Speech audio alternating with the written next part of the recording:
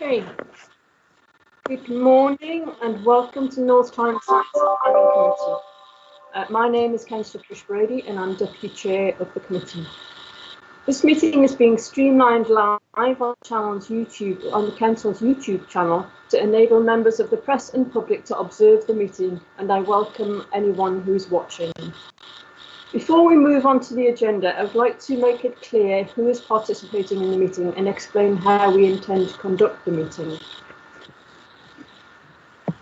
To make it clear who's in the meeting, I would like to ask everyone present to confirm their attendance at the meeting. In order to do this, I shall now call out the names of the members of the committee. After I call out your name, please turn on your microphone and camera and introduce yourself so that we can be sure that you can be seen and heard. Councillor Ken Barry. I'm Councillor Ken Barry, Cullercoats Ward. Thank you. Councillor Brian Burdis.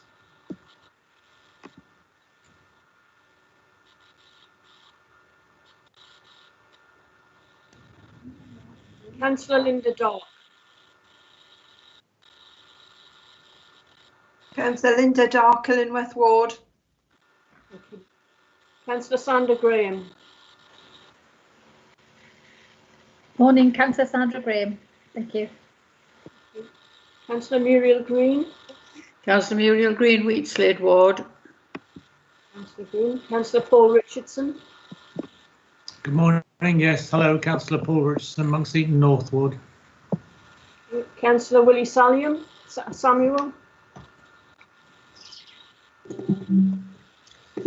Morning, Councillor Willie Samuel, Cullercoats Ward. Councillor John Sterling.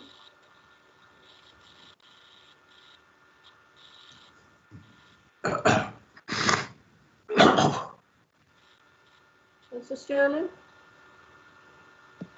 No, Chair, I don't think Councillor Sterling's with us. Councillor Francis Wheatman. Hello, I'm Councillor Francis Wheatman for Tynemouth Ward. Also present online with me are the following officers, and I will invite them to introduce themselves. Officers, after I call your name, please turn on your microphone and camera and introduce yourself. Julie Lawson. Hello, Julie Lawson, Planning Department. Aidan Dobinson Booth. Good morning, Aidan Dobinson Booth, Principal Planning Officer. Dave McCall. Thank you, Chair. Dave McCall, Highways Officer. Frances McLean. Hello, Frances McLean, Environmental Health. Thank you. Jackie Hunter. Hello, Jackie Hunter, Biodiversity Officer. Professor Crowe. Good morning. Tessa Crowe, Legal Advisor to the committee. Michael. Good morning, everyone. Michael Robson, Clerk to the committee. We also have other officers joining the meeting to provide technical support and cover in the event of connections being lost. To ensure that the meeting runs smoothly, can I remind participants to please turn off your microphone and camera when not speaking. Only speak when invited to do so by me, and activate your microphone and camera before speaking. If any member or officer wishes to speak, please use the hand raised button or alternatively the chat facility. If referring to any specific points in a report, please specify the page number, and any participant's connection to the meetings is lost, I shall adjourn the meeting for a short period of time to allow the connection to be restored. We shall now begin with the business to set out the agenda. Item 1, apologies for absence. We have apologies from Councillor Frank Lott. Are there any other apologies, Michael? No, Chair, not that I'm aware of. Okay. Do we have any substitute members? Again, no, Chair. No substitutes. Item 3, declarations of interest. Do any committee members have any interest they would like to declare in relation to items on the agenda?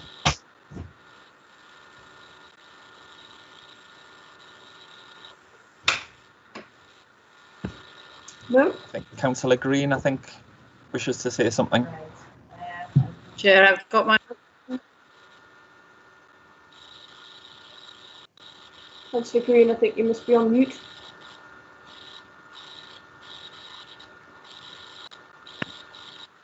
Right, I do apologise. Declaring interest in items 10 and 11. It's a registered personal interest. I've been appointed by the council onto the governing body of the Northumbria Healthcare Trust, and whilst this isn't directly an application from them, it is used by the hospital trust, which is next door. Thank you. Thank you, Muriel. Can you advise Michael on what the situation should be with that declaration of interest? That's fine, Chair. Councillor Green's declared that registerable personal interest. That'll be recorded in the minutes, but it doesn't prevent her from considering that item. Thank you for clarifying. Thank you, Chair, for that correction. Yes, that's absolutely right. Thank you. Item 4 is the minutes. We're asked to confirm as a correct record the minutes of the last meeting held on the 1st of September 2020. Unless any member now indicates otherwise, I shall take it that the minutes are confirmed.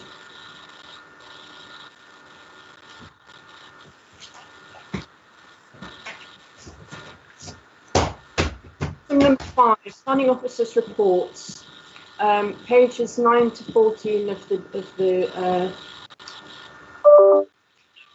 we now move on to give consideration to the planning applications detailed in the planning officer's report. In doing so, members are asked to give regard to the guidance set out in pages 9 to 14 of the agenda paper.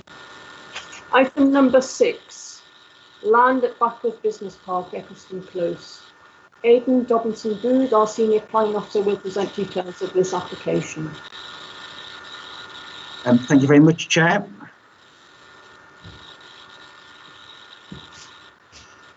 Yes, this is land at Backworth Business Park, and the proposal is for the construction of 67 residential dwellings and 14 commercial units with associated road infrastructure, car parking spaces, open spaces, gardens and landscaping. The application site is indicated in red. There, the land that's indicated in blue is other land that the applicant owns. The application site measures approximately 6 hectares in area to the east of the B1322 Station Road in Backworth. There are existing workshops located close to the road frontage, indicated here. A further 2-storey building is occupied by offices, which is located here, with a neighbouring industrial building and plot, which is here, which is occupied by Keenan's Processing Limited, which is fruit and vegetable wholesalers. The site is designated as a mixed-use site in the local plan. It's also designated as a wildlife corridor and part of a local wildlife site. Now, this slide shows an extract from the council's local plan. So the allocated site number 29, is indicated in the purple colour here. And also the other important thing to note for members is the vertical hatching, which I'm indicating here, the green hatching, and that's the extent of the local wildlife site. The diagonal hatching, you can see here and also here, is the extent of the wildlife corridor. Okay, so the main issue for members to consider with regards to this application are principle, character and appearance, impact on amenity, highway safety, and biodiversity. There have been 7 objections. The council's biodiversity officer and landscape architect also object. And there have been 3 letters of support. So moving on first to deal with the issue of principle, the application proposes a mix of uses on a site allocated for mixed use in the local plan. Keenan's, which is one of the objectors, consider it would result in too many houses. The number given in the local plan is only a potential figure and has been used to ensure that the council can ensure a sufficient supply of housing. It has not been derived following any detailed design work. The proposal, as you can see here, is still a low density scheme taking into account the constraints of the site. Yes, it would provide more housing than indicated in the local plan, but that in itself is not harmful. Issue is whether the site can adequately accommodate the amount of housing proposed. Members need to determine whether the principle of development is acceptable, and it's officer advice that it is. Moving on now to 5-year housing land supply. The council does have a 5-year housing land supply. However, this is on the basis that sites allocated for housing or a mix of uses, such as this site, are granted planning permission. If sites allocated for housing such as this are not granted planning permission, then this will make it more difficult for the council to be able to continue to deliver a 5-year supply of housing. Moving on now to character and appearance, I'll just show you some of the street scene elevations here to show what the new housing would look like. The members need to consider whether the proposed development is acceptable in terms of its design and layout, including its impact on nearby heritage assets, and the wider character and appearance of the Backworth Conservation Area. It's officer advice that the number of units can be accommodated comfortably within the site without significantly impacting on nearby heritage assets, or indeed adversely affect the character and appearance of the Backworth Conservation Area.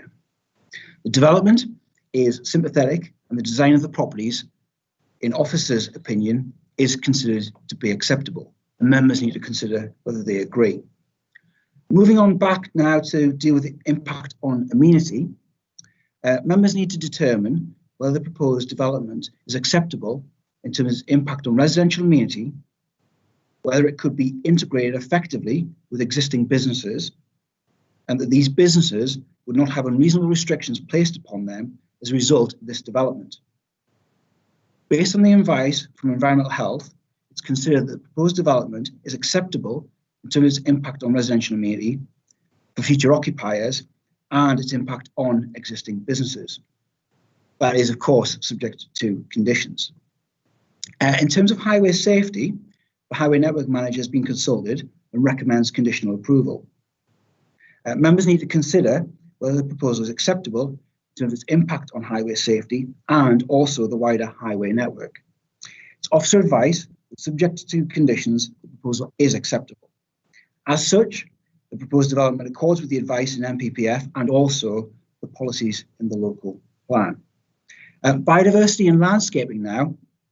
Members need to consider whether the proposal is acceptable in terms of its impact on biodiversity, including loss part of a local wildlife site, the impact on the wildlife corridor, and also landscaping. It's officer advice, subject to conditions securing off-site mitigation via a Section 106 agreement. The proposal would provide compensation in terms of biodiversity in accordance with the advice in NPPF and the relevant policies in the local plan. The reason for showing this plan is this just shows the on-site mitigation that's proposed for the Dingy Skipper butterfly. And in addition, the next plan, this is the application site here, which is shown in red. Now, the area in blue here is the off-site mitigation that the applicant's proposing. So this is land that the applicant already owns, and it would be secured via a Section 106 agreement to ensure that that is suitably planted so that it provides mitigation for the development on this allocated site. Okay, moving back now to other matters. In terms of flooding, both Northumbrian Water and the local lead flood authority recommend conditional approval. The Council's Contaminated Land Officer, the Environment Agency and Coal Authority do not object. Tyne and Wear Archaeology Officer recognises the site as a former colliery of industrial archaeological interest and recommends conditions. In terms of Section 106 contributions, the applicant has submitted a viability appraisal, which has been independently assessed. And the scheme would be able to provide 12 on-site affordable homes, 6 of which would be bungalows. In conclusion, NPPF states that local planning authorities should look for solutions rather than problems, and decision makers at every level should seek to approve applications for sustainable development where possible. A core planning principle within NPPF requires that every effort should be made to objectively identify and then meet the housing, business, and other development needs of an area and respond positively to wider opportunities for growth. The site is in close proximity to local services, and members need to consider whether the objections received from the Council's biodiversity officer and landscape architect regarding loss of part of the local wildlife site and its impact on the wildlife corridor as part of the overall planning balance. This is a mixed-use application on a mixed-use site allocated as such in the local plan. Other consultees are satisfied that the development is acceptable in terms of its impact on highway network, flood risk, contaminated land, nearby heritage assets, and also the Backworth Conservation Area. The impact on neighbours and its overall design and appearance are also considered to be acceptable. On balance, therefore, it's recommended that planning permission should be granted, subject to a Section 106 legal agreement. Thank you, Chair. Thank you, Aidan. In accordance with the committee's temporary speaking rights, R&K Wood Planning, on behalf of Keenan's Food Processing, have been granted permission to submit a written statement to the committee in relation to this application. Michael, can you please read the statement to the committee? Yes, certainly, Chair. We represent Keenan's Food Processing, who are located next to this application site. They have operated from this site for 29 years and employed 12 people. We object to this application because new houses next to Keenan's will create noise complaints, putting them at risk of restriction or even closure. There are 3 questions I'd ask you to consider today. Question 1. Is the development consistent with your adopted local plan policy? Local plan policy S4.3 allocated 8.5 hectares as a mixed-use site for business and 65 dwellings. This includes this site and the Holywell site you will consider next. This allocation deliberately included modest housing numbers, so there was no need to introduce houses in close proximity to Keenan's. The local plan inspector's report makes this very clear. He stated the evidence points to the need to avoid housing in close proximity to Keenan's. He also stated, I do not consider that it effectively sterilises the entire site from accommodating the relatively modest amount of housing proposed. This application proposes 67 dwellings and just 14 business units. Combined with the Holywell sites of 44 dwellings, this equals 111 dwellings. That bears no relation to the allocation number. Your officer report advises you that the 65 dwellings allocation is a guide only. Members, that is factually not correct. The inspector specifically considered policy S4.3 based on a 65 dwelling allocation. Importantly, he also stated, looking at the wider site, I am not persuaded that a subservient element of housing as part of the wider mix of uses could not be satisfactorily accommodated on the 8.5 hectare site. 111 or even 67 dwellings are not subservient to just 14 business units. Your report states that there was flexibility in the policy to allow alternative approaches. We accept there was, but not to the extent that the whole rationale of mixed-use development with subservient numbers of housing can be set aside. It is because more houses than the allocation are now proposed that dwellings are now sought right next to Keenan's. This is exactly what policy S4.3 was designed to avoid. The application is therefore squarely contrary to your own local plan policy. Question 2. Has the application addressed the issues present in the previous appeal? On question 2, by not complying with policy S4.3, noise issues for Keenan's will still occur. The inspector confirmed this in the last appeal. The changes now introduced have not addressed the appeal inspector's concerns.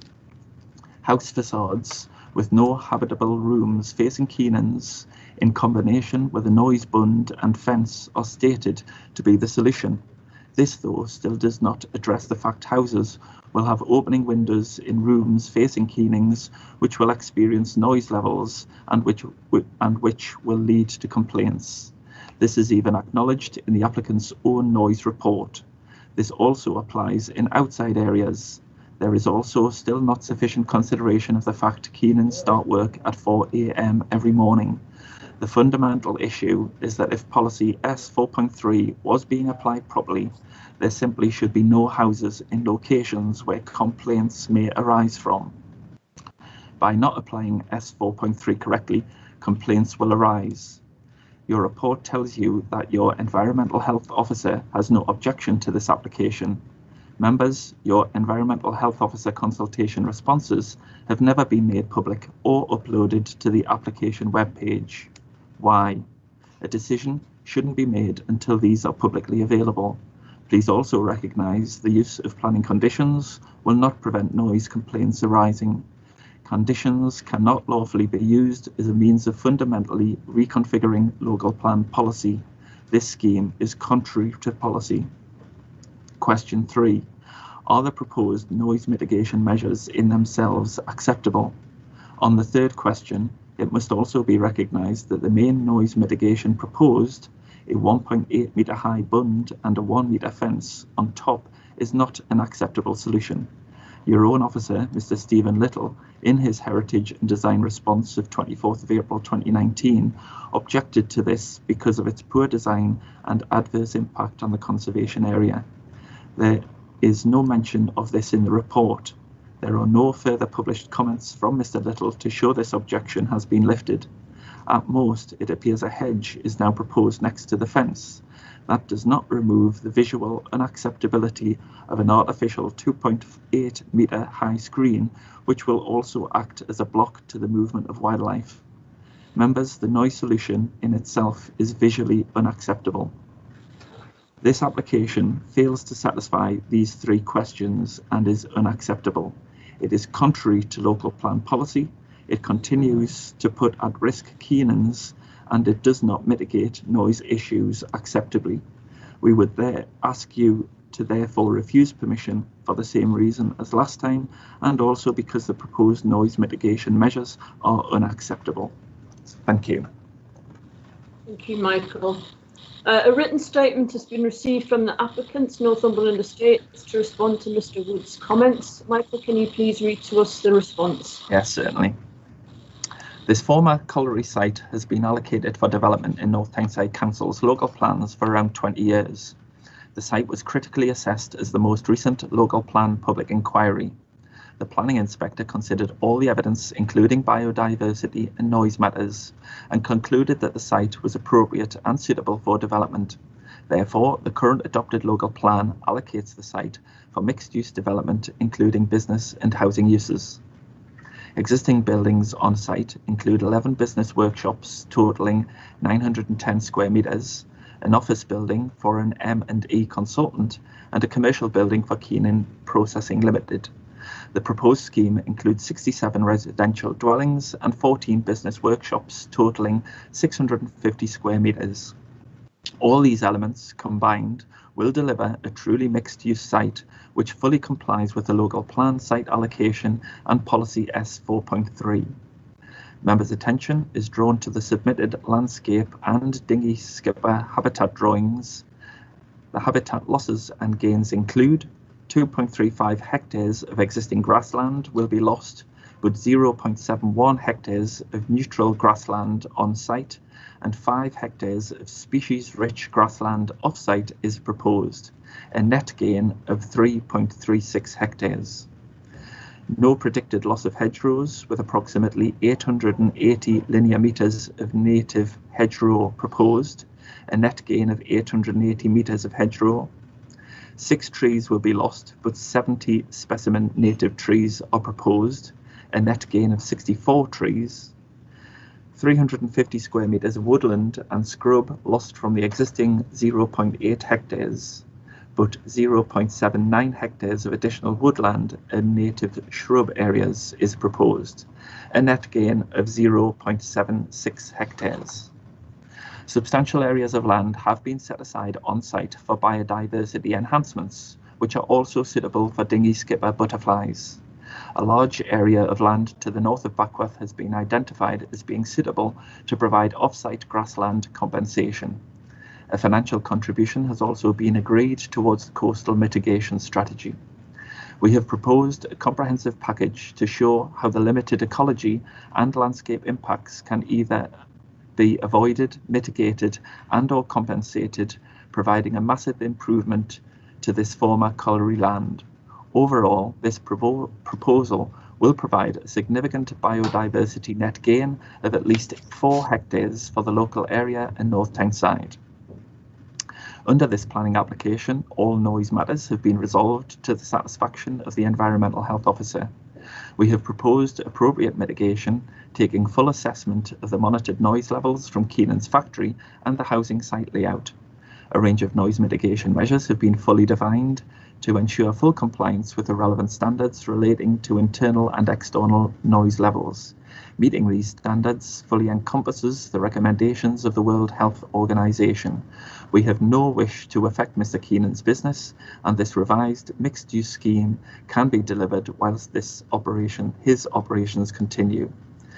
North Tyneside Council is facing a shortfall in meeting its housing needs, and the council priority is for development on previously developed sites. If this application is not approved, additional greenfield land will need to be released. The benefits of this scheme include regeneration of a derelict area with substantial biodiversity enhancements, development of housing on previously developed land, provision of affordable housing, construction of small business units, and support for job creation and investment in North Tyneside. Under current policy for housing development on previously developed sites, and noting that the site is allocated for mixed-use development in the current local plan, I respectfully request that this planning application be approved. Thank you, Michael. I now invite members of the committee to ask questions of the officers. Does anybody have a question? If you do, please raise your hand on the Teams side.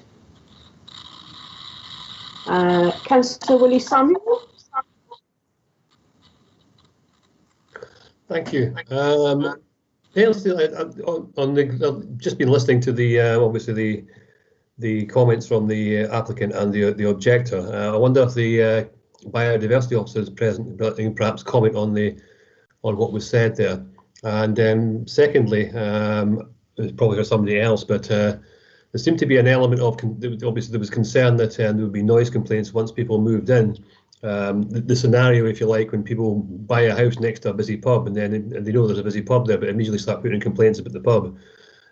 Do we perceive that as being possibly an issue moving forward, possibly from the, I don't know which officer want to comment on that particular one.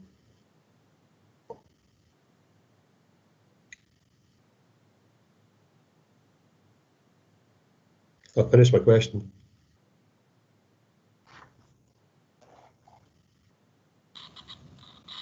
Thank you, Willie. Aidan, can you provide some response to that? Yes, in response to sort of the first point, it's probably worthwhile asking the biodiversity officer to comment first, and then the second issue about noise, it's probably worth asking the environmental health officer to comment in relation to potential for noise complaints. And then if there's anything further that you want to ask me, I'd be happy to come back and answer those questions. Okay, thank you. So, can the biodiversity officer respond to the first part of Councillor Samuel's question, please? Yeah, is there anything specific that you want me to respond to? Because the comments from Northumberland Estates were quite general, so I don't know if there's something specific that you want to address. It really just that there was a lot of concern about the impact on biodiversity, but so Northumberland Estates we're talking about the mitigation to put in place. Do you find these sufficient?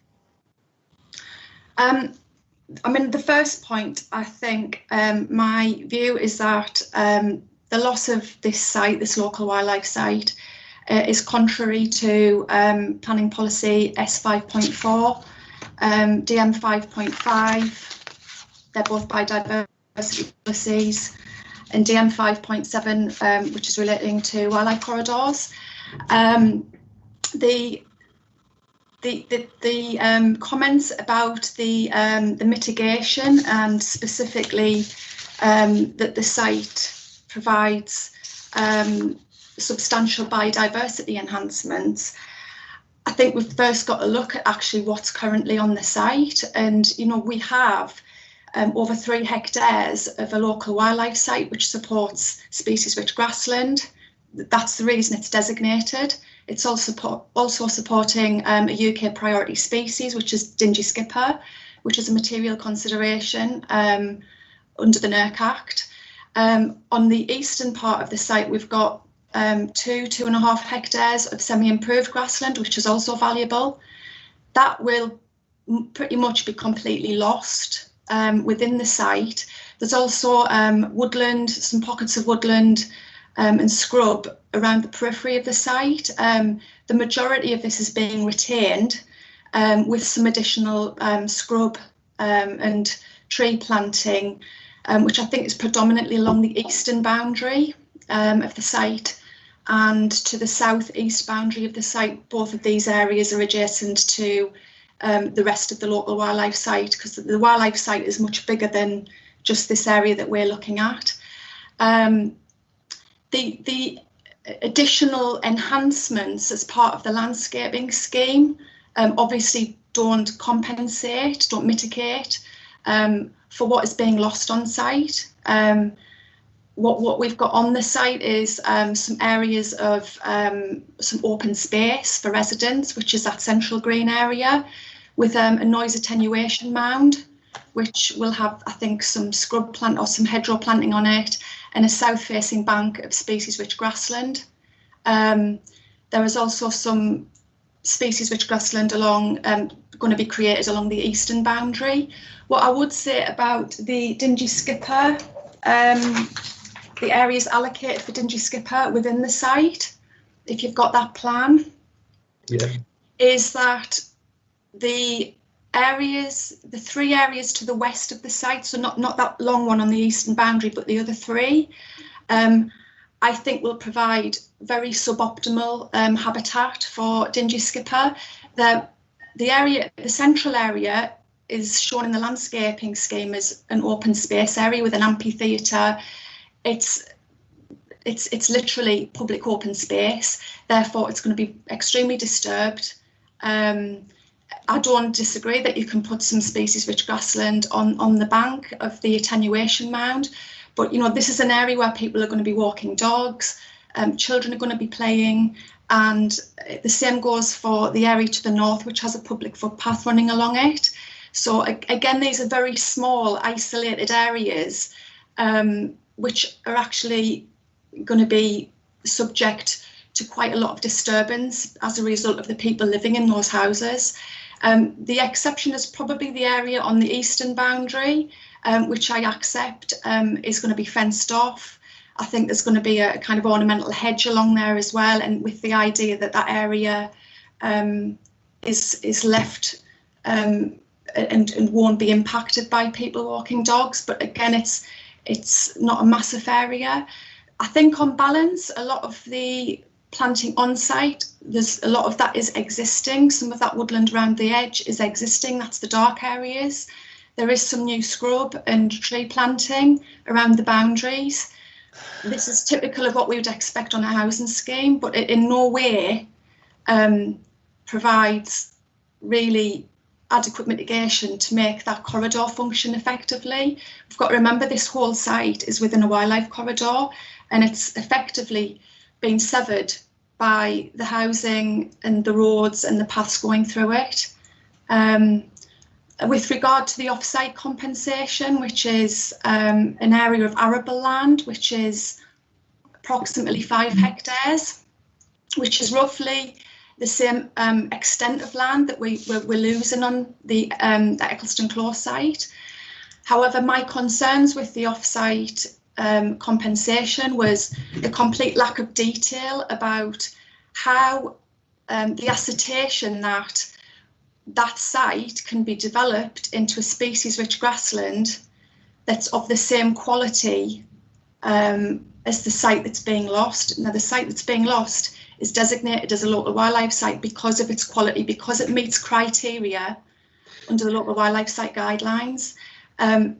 The conversion of arable farmland to species-rich grassland is notoriously difficult, and without specific detail at application stage to demonstrate to the local authority that it is possible to actually convert that land and it's deliverable, I think we are left with a scheme in which we cannot be certain that that mitigation is deliverable and that we will get adequate compensation for a local wildlife site being lost and the impact on the wildlife corridor. Thank you. Thank you.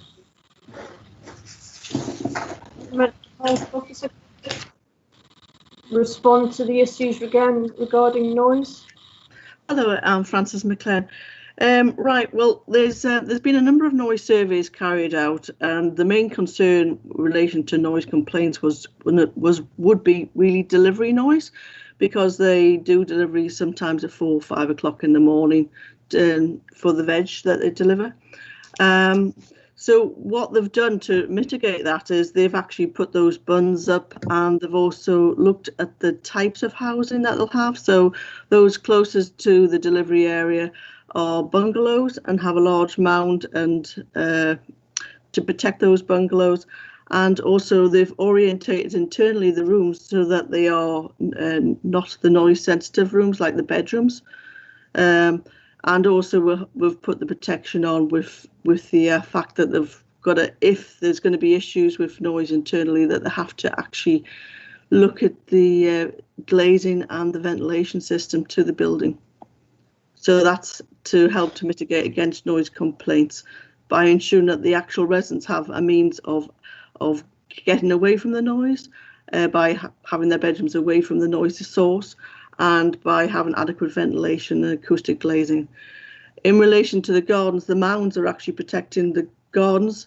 There will still be potentially elevated noise noticeable from the delivery noise, but when we look at noise nuisance, you look at how often is it happening and the time of day in relation to the noise in the gardens. And obviously in the middle of the night, they're not going to be using the gardens. During the daytime, it's how often is that happening that it's at such a level that it would be a nuisance.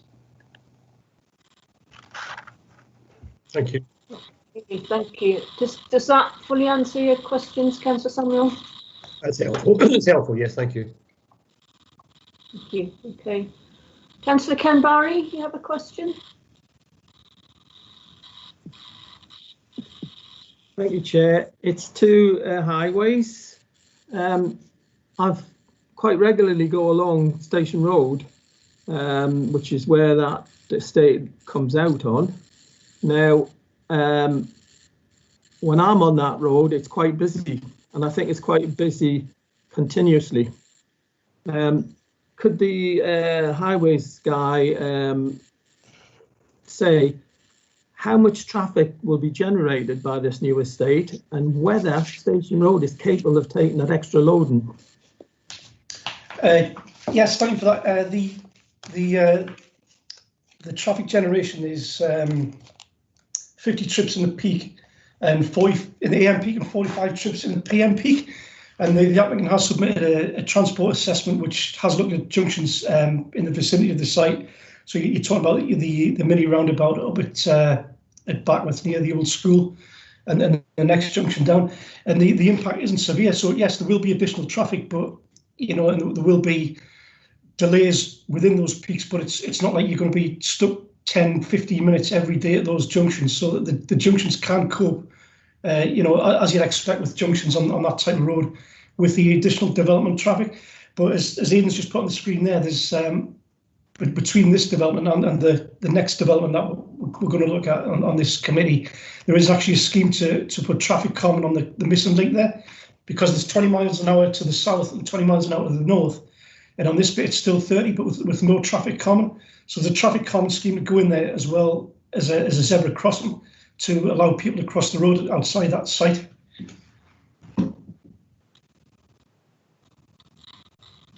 Thank you. Did you want to come back in on that, Aidan? Got your hand up, Aidan.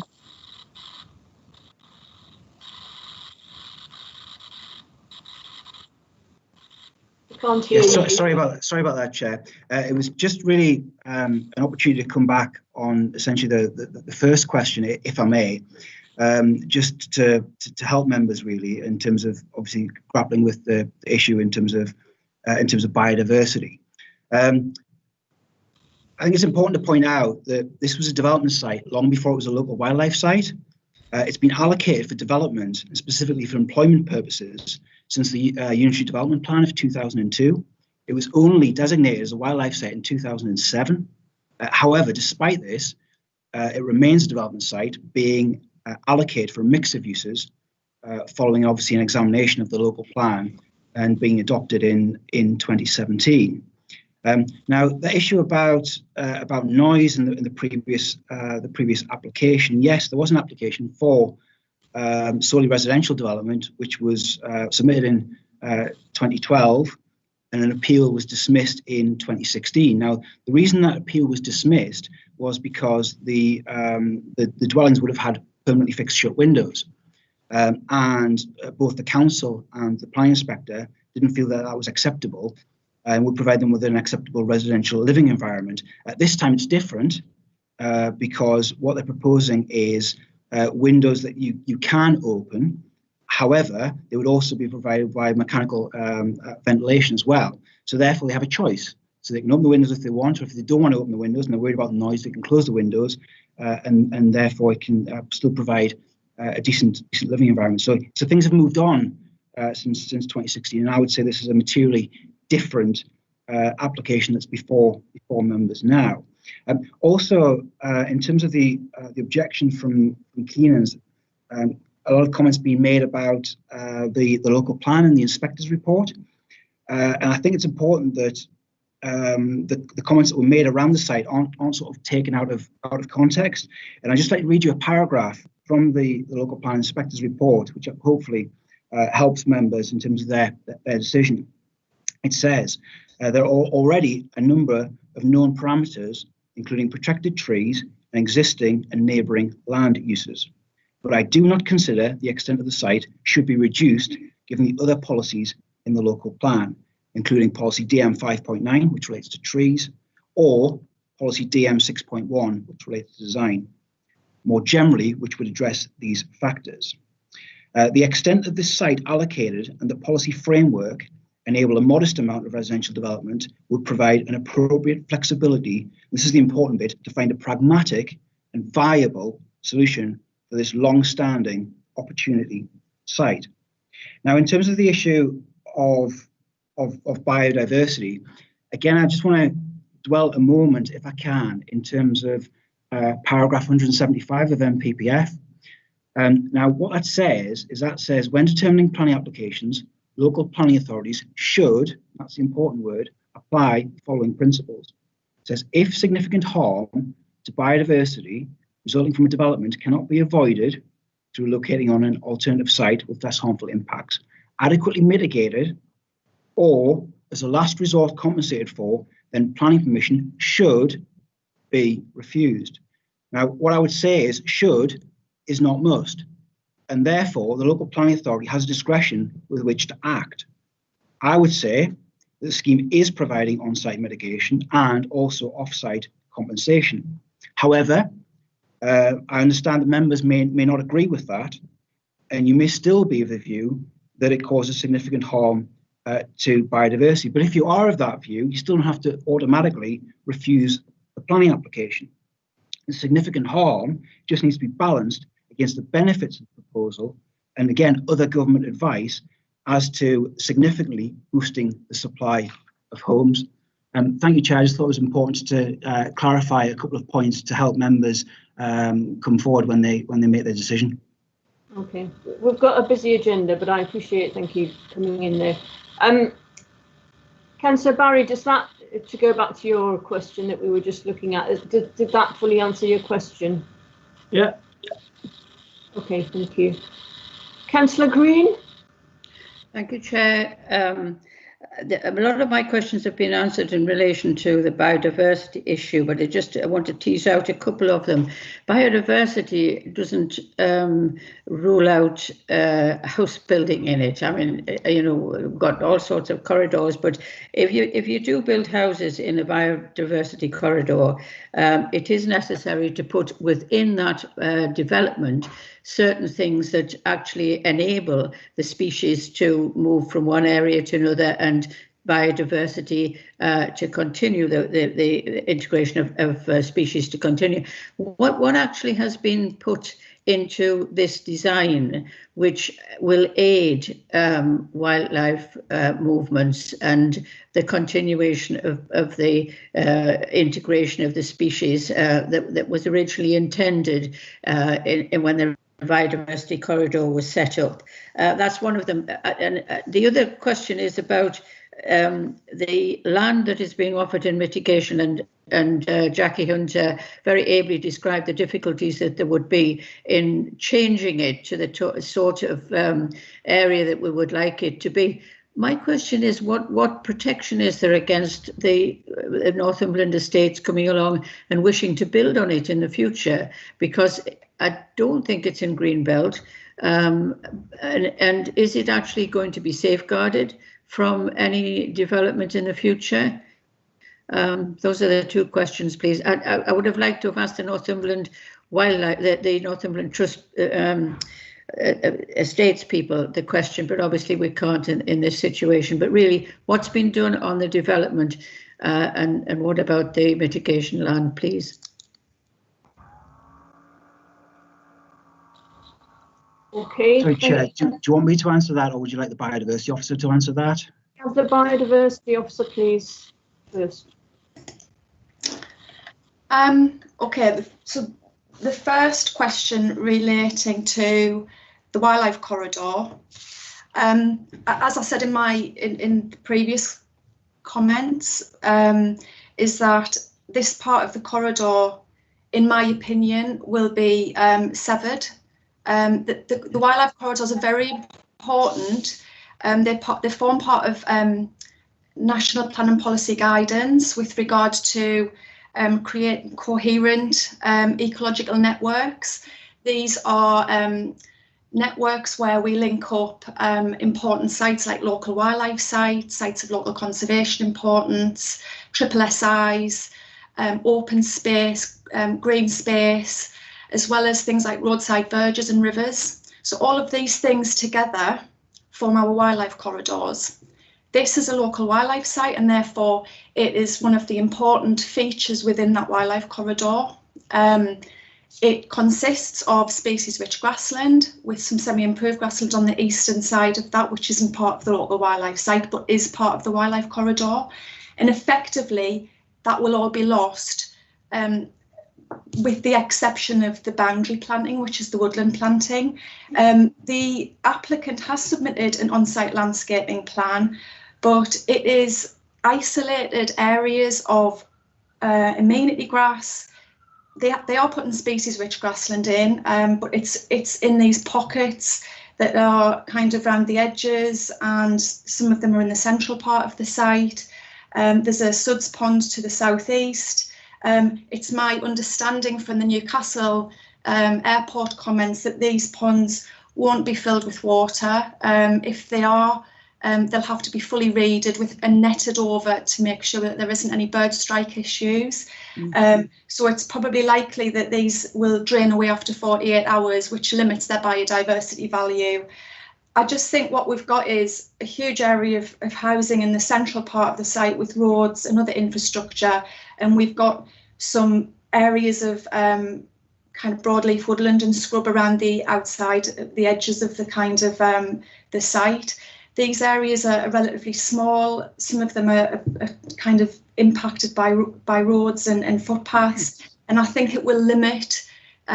It will certainly limit its use as a wildlife corridor, because these are just edge habitats. They're green links around the site. It certainly doesn't keep that wildlife corridor open and functioning as it currently is. With regard to the second point, which was the off-site compensation land, I have no idea about its protection going forward into the future, but I do believe it is in the green belt. Aidan will probably be able to confirm that. Therefore, if it's in the green belt, I assume it would have protection going forward until at least the next version of the local plan. My concerns weren't really with the development of that site in the future. My concerns, and they are big concerns, are that there has been a complete lack of detail submitted by Northumberland Estates to demonstrate to the local authority that that site can definitely be converted from arable land into species-rich grassland. As I said before, it's notoriously difficult to do. The applicant has only submitted, guidance references to guidance notes that come from Natural England, and those guidance notes make it quite clear that there should be things like soil analysis undertaken on these sites to ensure that they are actually suitable for arable conversion, and none of that has been done. My concern is that if this site, other than the fact that we'd be losing a local wildlife site, which goes against our local plan policies, I don't think is in keeping with NPPF. But aside from that, if that compensation land failed to be able to be converted into species-rich grassland, then what are we left with, and how is that addressed in the future?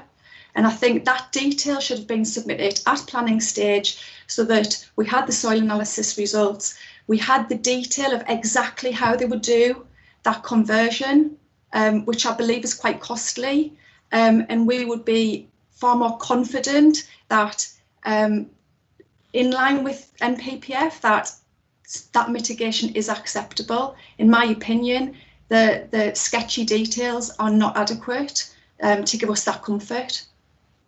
Okay, thank you very much, Jackie.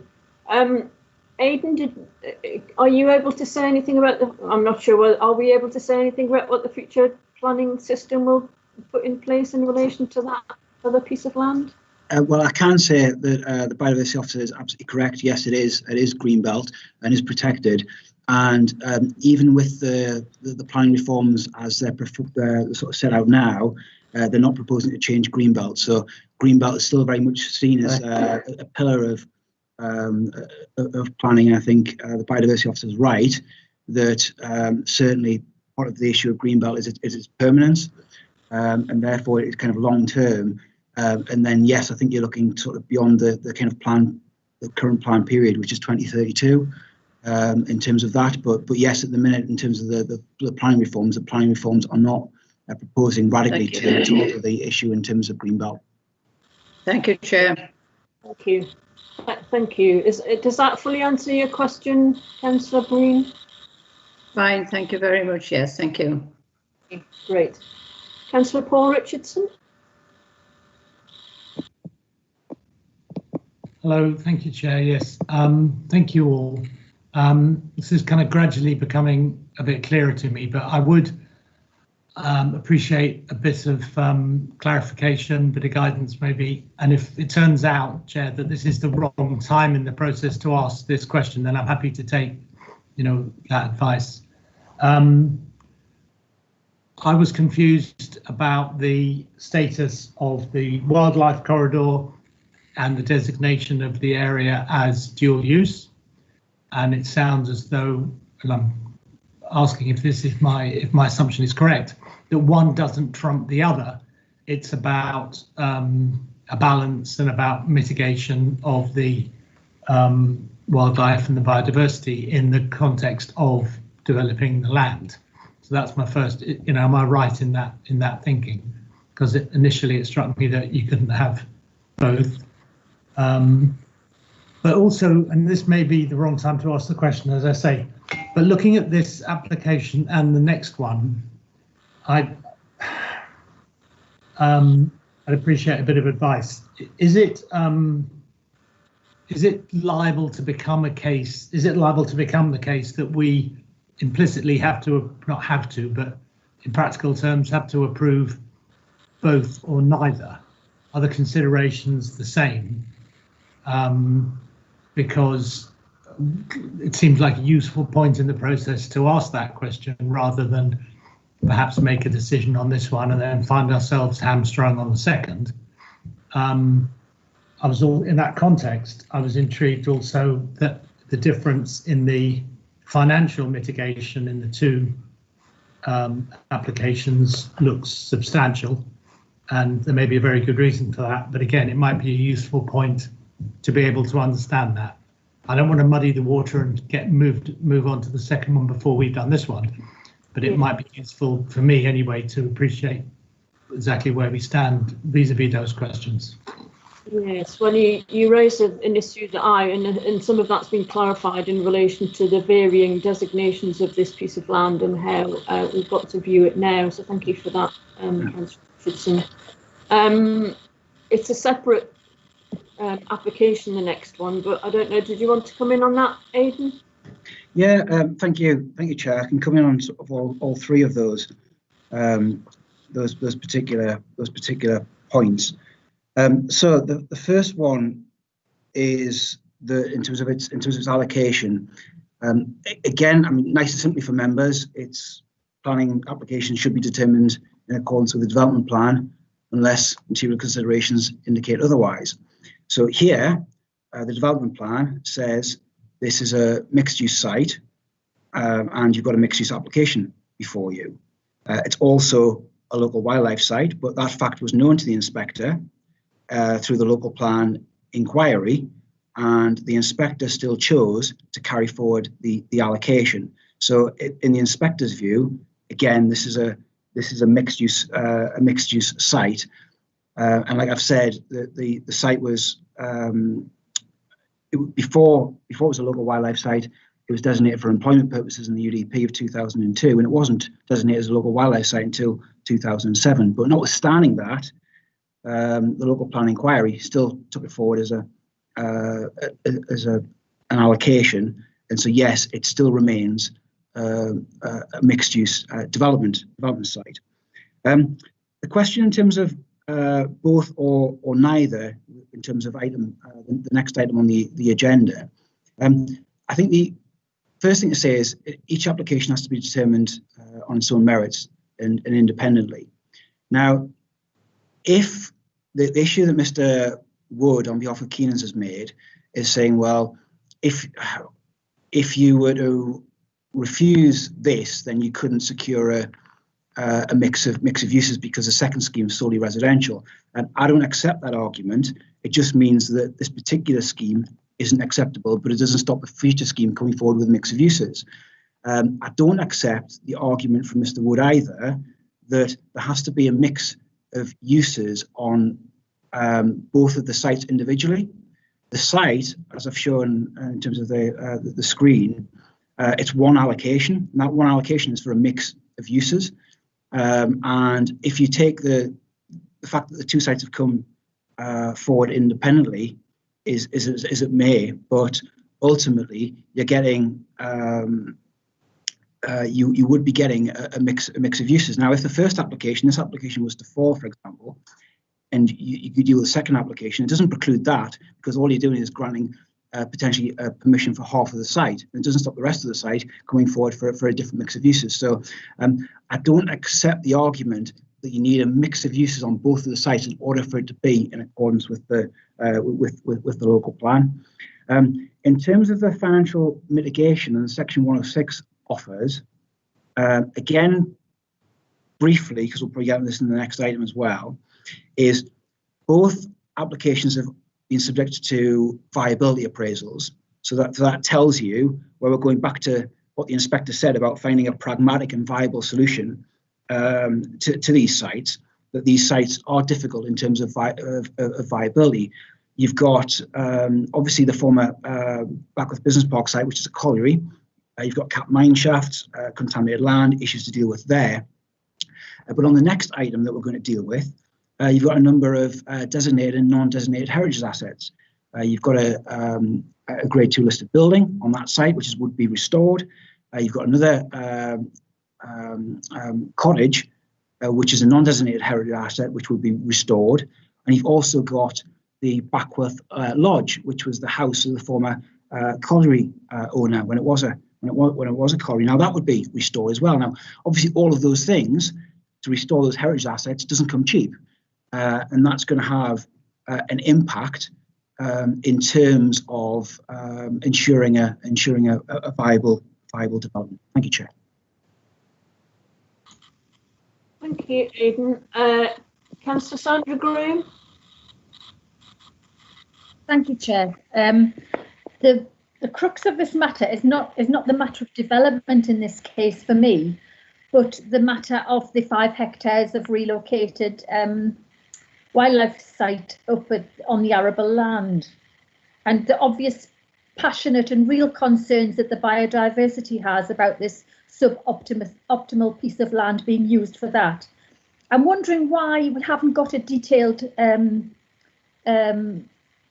proposal from Northumberland Estates and the soil analysis and everything else that goes with it, so that we could really consider this fully with all of the information.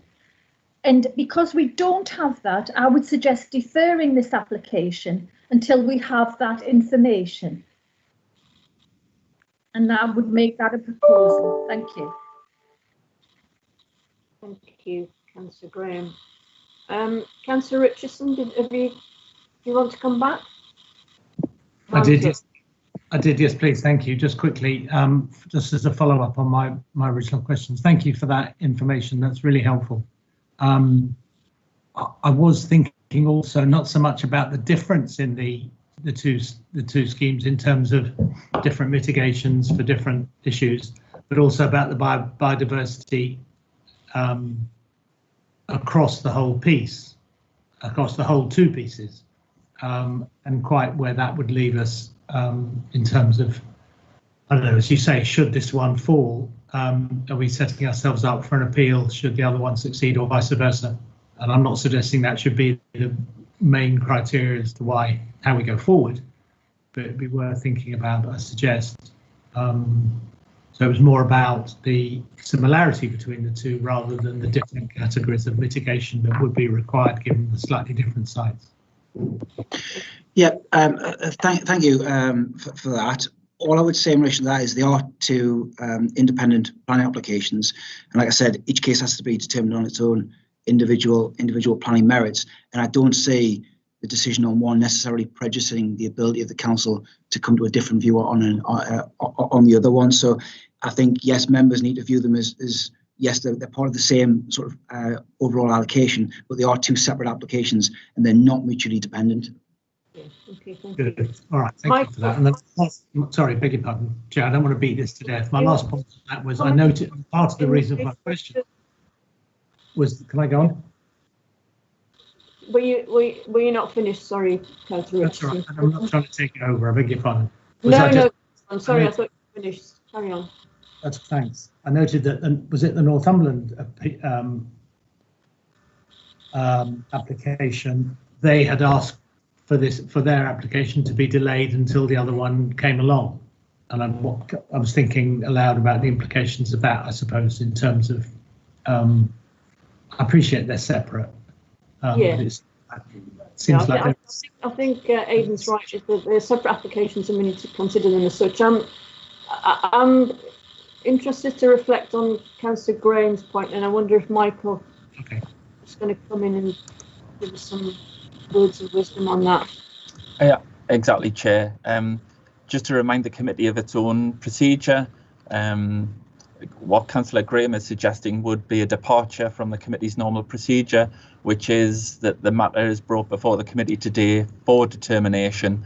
The recommendation from officers should be put to the vote. If members are dissatisfied with the amount of information available at that time, then that would be grounds for refusal of the recommendation as it stands. Okay, thank you, Michael. Okay, well let's proceed with that kind of knowledge then. Does anybody else have any questions?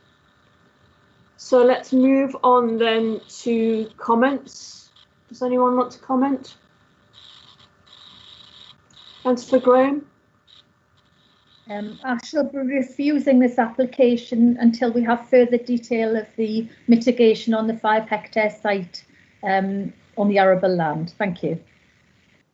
Okay, thank you, Councillor Graham. Any other comments?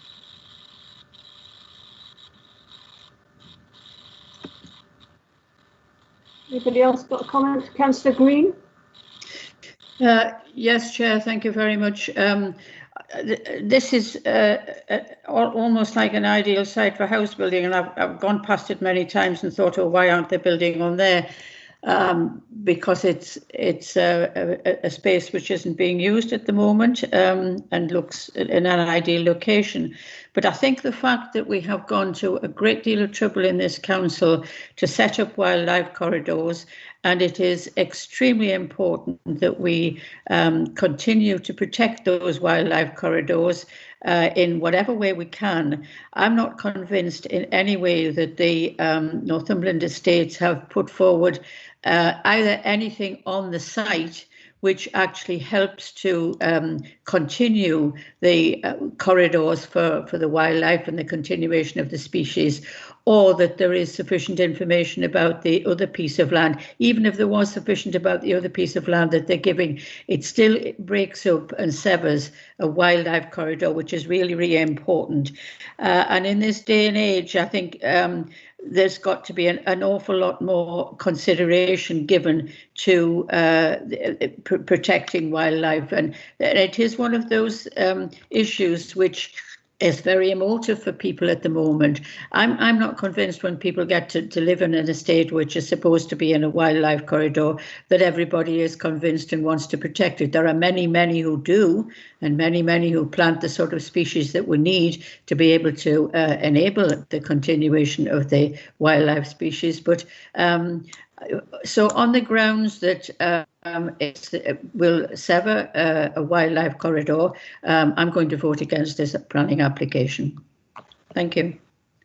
Thank you, Councillor Green. Any more comments? Councillor Richardson. Thank you, Chair.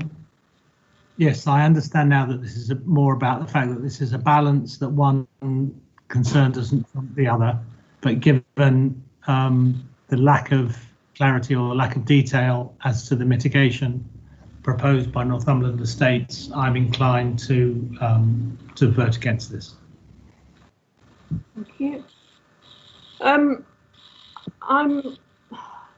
also concerned in relation to the wildlife designation. I think it's true that this has been designated a mixed-use site, and there is therefore the kind of pressure on us, I think, as an authority to honour the wildlife designation, as well as creating something that works in this space. I'm not convinced that this does at this point. Have some considerations, some concerns around the noise impacts in relation to the commercial activities, and I think they're quite rightly, we've looked at those today. And I do have concerns about the compensation in relation to the arable land and the amount of information that we've been given. So, although I do, of course, value, what would otherwise be, I think, a very useful housing development, I'm inclined to not support this one today. So, we now move on to the vote, and this will be conducted by roll call.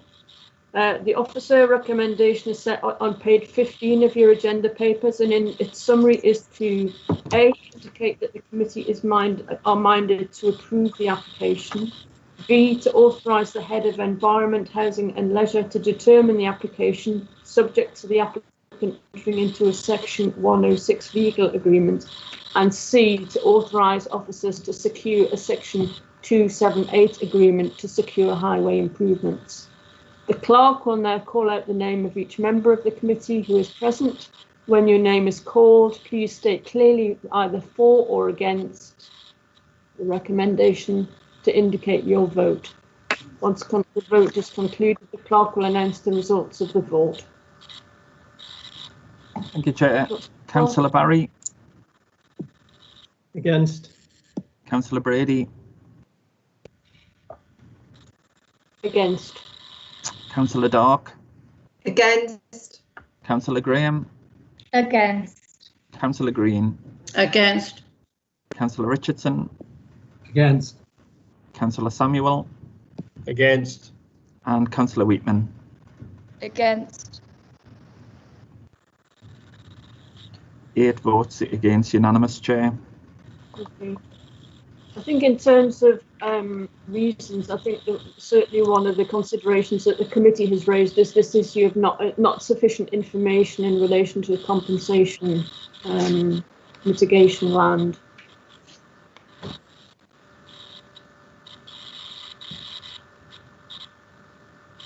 Chair, if I could come back in there, I've just been making notes when the committee were debating that application, and I've potentially got, well, either 2 or 3, and if I just read them through in terms of what I've got at the moment, and if there's any more or I haven't got it down correctly, then please do come back and correct me. I've got insufficient information on the off-site compensation has been submitted with regards to the arable land. It would sever. The second one would be it would sever a wildlife corridor. And the third one was about the noise impacts, and whether you wanted the noise impacts as well. It would have an adverse impact on existing businesses. Now, would it just be existing businesses, or would it be future residents of the new housing as well? Well, I think we've got to look at what we've discussed today, which is the impact on the existing business, I think. Thank you. Thanks very much, Aidan. Thank you. Okay, so we move on to the next item, which is item 7 and 8, Holywell Engineering, Station Road, Backward. We now have 2 separate applications relating to the same development. I propose that these are presented to us together, and then we will make our decision based on each application separately. Aidan Dobinson Booth, our Senior Planning Officer, will present the details on the application. Right. Thank you, Chair. I'm just going to go back to the presentation. Just bear with me a moment.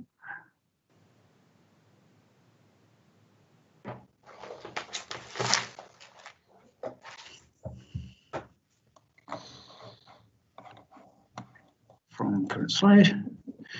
There we go. So item 7 and page 99 of your agenda papers. And this is the Holywell Engineering site. So this is the demolition of several existing buildings, conversion of existing Backward Lodge, Dairy Cottage and Ivy Cottage to form 4 new flats and 2 dwellings, and the erection of a new apartment building. Now, the application site is outlined in red there. It's just to the south of the one we've just discussed. So there's Keenan's there. There's the offices there. That's the other site. This is our site that we're now discussing. It measures approximately 1.97 hectares in area as previously developed land. Towards the south, so on the eastern end of the site is the former Holywell Engineering building, which is known as Backward Lodge, and that's just there, which is 19th century red brick 2-story building, believed to be the home of the colliery manager. In the 1950s and 60s, it was used as offices for the National Coal Board, before latterly being the offices of Holywell Engineering. It's now vacant. Dairy and Ivy Cottage, which are located towards the northern end of the site, fronting on Station Road. They were residential dwellings, but both built in the 19th century and are currently vacant. Dairy Cottage is Grade 2 listed. Ivy Cottage is not. The same as the last application, this site is part of a larger mixed-use allocation in the local plan. The main issue for members to consider are the principle, character and appearance, impact on amenity, highway safety, and biodiversity. There's been 1 letter of objection and 1 letter of support. The Council's Biodiversity Officer and Landscape Officer also object. In terms of principle, the site is part of a larger site that's allocated for a mix of uses in the local plan. And although this part of the site would not provide a mix of uses, alongside the previous one, it would. And like I said previously, just because that previous application has fallen doesn't mean this one should, because it doesn't provide a mix of uses. It just means that the mix of uses on that particular site wasn't acceptable to the council. Yes, the site would provide more houses than that indicated in the local plan, but again, that in itself is not harmful. It's considered that the principle of developing this part of the site is acceptable and in accordance with the advice in NPPF and the council's local plan. In terms of 5-year supply, yes, the council has one. However, this is on the basis that it grants planning permission for its allocated sites. If allocated sites aren't granted planning permission, then it makes it more difficult for the council to be able to sustain a 5-year supply of housing. Character and appearance. It's officer advice that the application would preserve the heritage assets on the site and make a positive contribution to the wider Backworth conservation area. New development is sympathetic, and the design and appearance of the proposals is acceptable in accordance with the advice of NPPF and local plan policy. Impact on amenity. So there are 2 issues for members to decide when it comes to noise. Firstly, will the proposal have a significant adverse impact on existing businesses? And secondly, whether future occupiers will be provided with an acceptable residential living environment. A planning inspector, in dismissing a previous planning appeal on the Backworth Business Park site to the north in 2012, had already said it was not acceptable to have windows permanently fixed shut. Windows are not proposed to be permanently fixed shut here, but the occupiers will be provided with mechanical ventilation and therefore would still be provided with an acceptable residential living environment because they could choose to either have windows open or closed. It's important to note that the manager of environmental health does not object. Planning officers consider that on balance and subject to the conditions, the proposal would provide a suitable residential living environment without adversely affecting existing businesses. Businesses would not have unreasonable restrictions placed upon them. Members need to decide whether they agree. Highway safety now. And the Highway Network Manager has been consulted and recommends conditional approval. And members need to consider whether the proposal is acceptable to its impact on highway safety and the wider highway network. It's officer advice that subject to conditions, the proposal is acceptable. As such, the proposed development accords with the advice in NPPF and the local plan. Moving on now to trees and biodiversity. The Council's biodiversity and landscape officers both object. Their reasons are set out in paragraphs 12.15 and 12.16 on page 106 of your agenda papers.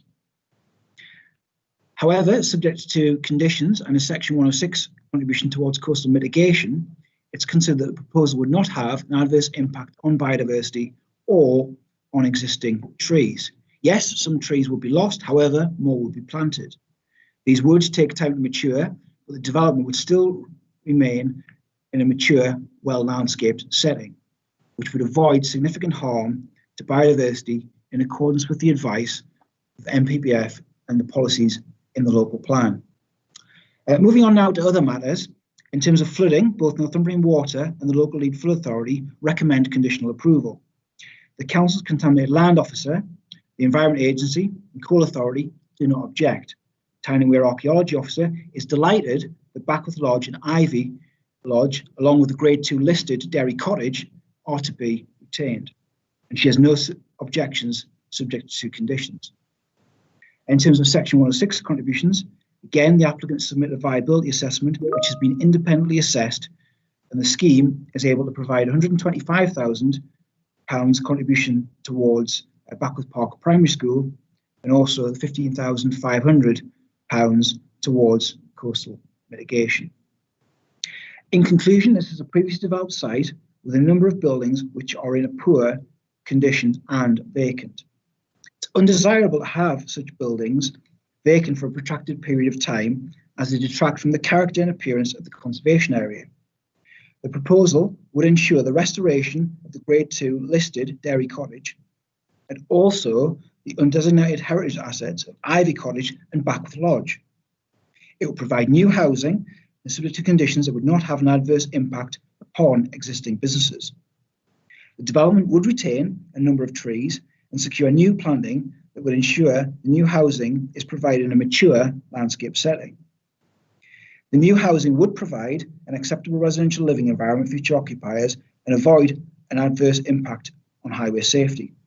On balance, therefore, it's recommended that planning permission should be granted subject to 2 conditions. Thank you, Chair.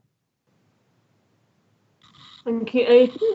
In accordance with the committee's temporary speaking rights scheme, R&K Wood Planning on behalf of Keenan's Wood Processing have been granted permission to submit a written statement to the committee in relation to these applications. Michael, can you please read the statement to the committee? Yeah, certainly. As you know, we represent Keenan's Food Processing, who are also located next to this site. They have operated from this site for 29 years and employ 12 people. We also object to this application because new houses here will create noise complaints, putting Keenan's at risk of restriction or even closure. Our apologies for any repetition here, but the same issues are present in this case. On local plan policy, we must repeat policy S4.3, allocated 8.5 hectares as a mixed-use site for business and 65 dwellings. This includes this and the Backworth Business Park site. Modest housing numbers were included, so there was no need to introduce houses in close proximity to Keenan's. To repeat, the plan inspector's report stated the evidence points to the need to avoid housing in close proximity to Keenan's.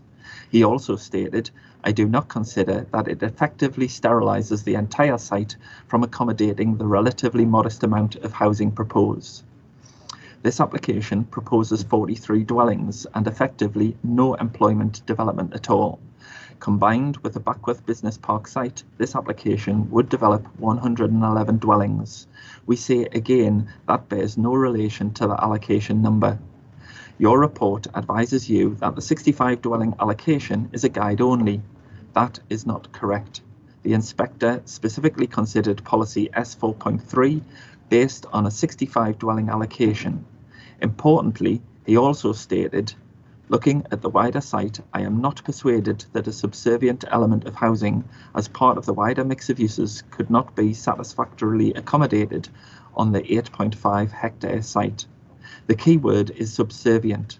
It is impossible to argue that 43 new dwellings on this site is subservient when there is no employment development proposed at all. It simply isn't a mixed-use scheme. Your report states there is flexibility in the policy. There is not sufficient flexibility to allow a purely residential development on an allocated mixed-use site. Unlike the business park site, which at least has 14 business units, there is nothing at all in this scheme. Because no attempt has been made to include employment development, dwellings are now proposed right next to Keenan's, exactly what policy S4.3 was designed to avoid. The application is contrary to your policy. In relation to the impact of this development upon Keenan's, it is clear this application does not respect the conclusions of the appeal inspector from the Backworth Business Park site. Although a different site, the issues are exactly the same and therefore valid. On this site, the applicant's own noise consultant's report states that at night time it is predicted that for the closest dwelling within the proposed development, Keenan's will produce around 17 decibels above the existing nighttime background levels during the early morning period. This, it is stated, is an indication that significant adverse impact would arise for occupiers. The report goes on to advise that enhanced glazing must be closed to provide the required benefit, and it is consequently necessary to provide the required ventilation by suitably sound attenuated means. This is exactly the same situation that was present in the Backworth planning appeal, albeit that on this Holywell site, the windows are not actually proposed to be fixed shut. Occupiers here will be able to have windows open in locations where noise is acknowledged by the applicants to be above acceptable levels. Complaints against Keenan's are inevitable. The appeal inspector concluded this situation was not acceptable. The decision stated, it would not be unreasonable for future occupiers of all dwellings to expect to be able to open windows to naturally ventilate their properties without the need for or reliance upon technical and mechanical assistance to maintain a reasonable standard of living conditions. On the effects of being able to open windows, the inspector concluded it would be likely that there would be complaints regarding noise generation from Keenan's factory, and consequently restrictions on the business would be considered as necessary. Furthermore, the introduction of a neighbouring residential use would undoubtedly place a disproportionate restriction on any future plans that Keenan's may have to extend the operation within the site, which I note includes a substantial area of open and unused land. The conclusions could not be more clear, and yet you are being advised to ignore this and grant permission. We can find no justification for this and would highlight again that your environmental health officer comments have not been published. That's 2 applications where these key comments aren't available. Again, no decision should be made until they are published. Members, this application is unacceptable. It is contrary to your own local plan policy and ignores the clear findings of the previous appeal. It is contrary to the NPPF because of its effects on Keenans, and we would ask that you refuse permission. Thank you. Thank you, Michael. A written statement has been received from the applicant's agent, Mr. Simon Baker of ID Partnership, to respond to Mr. Wood's comments. Michael, can you please read out the response? Yep, certainly. We would like to thank officers at North Tyneside Council for their support and efforts in assisting the wider design team to progress these proposals for high quality housing. The applicant has a long association with the site dating back to its historic colliery use and latterly as a specialist engineering company supplying the UK mining industry.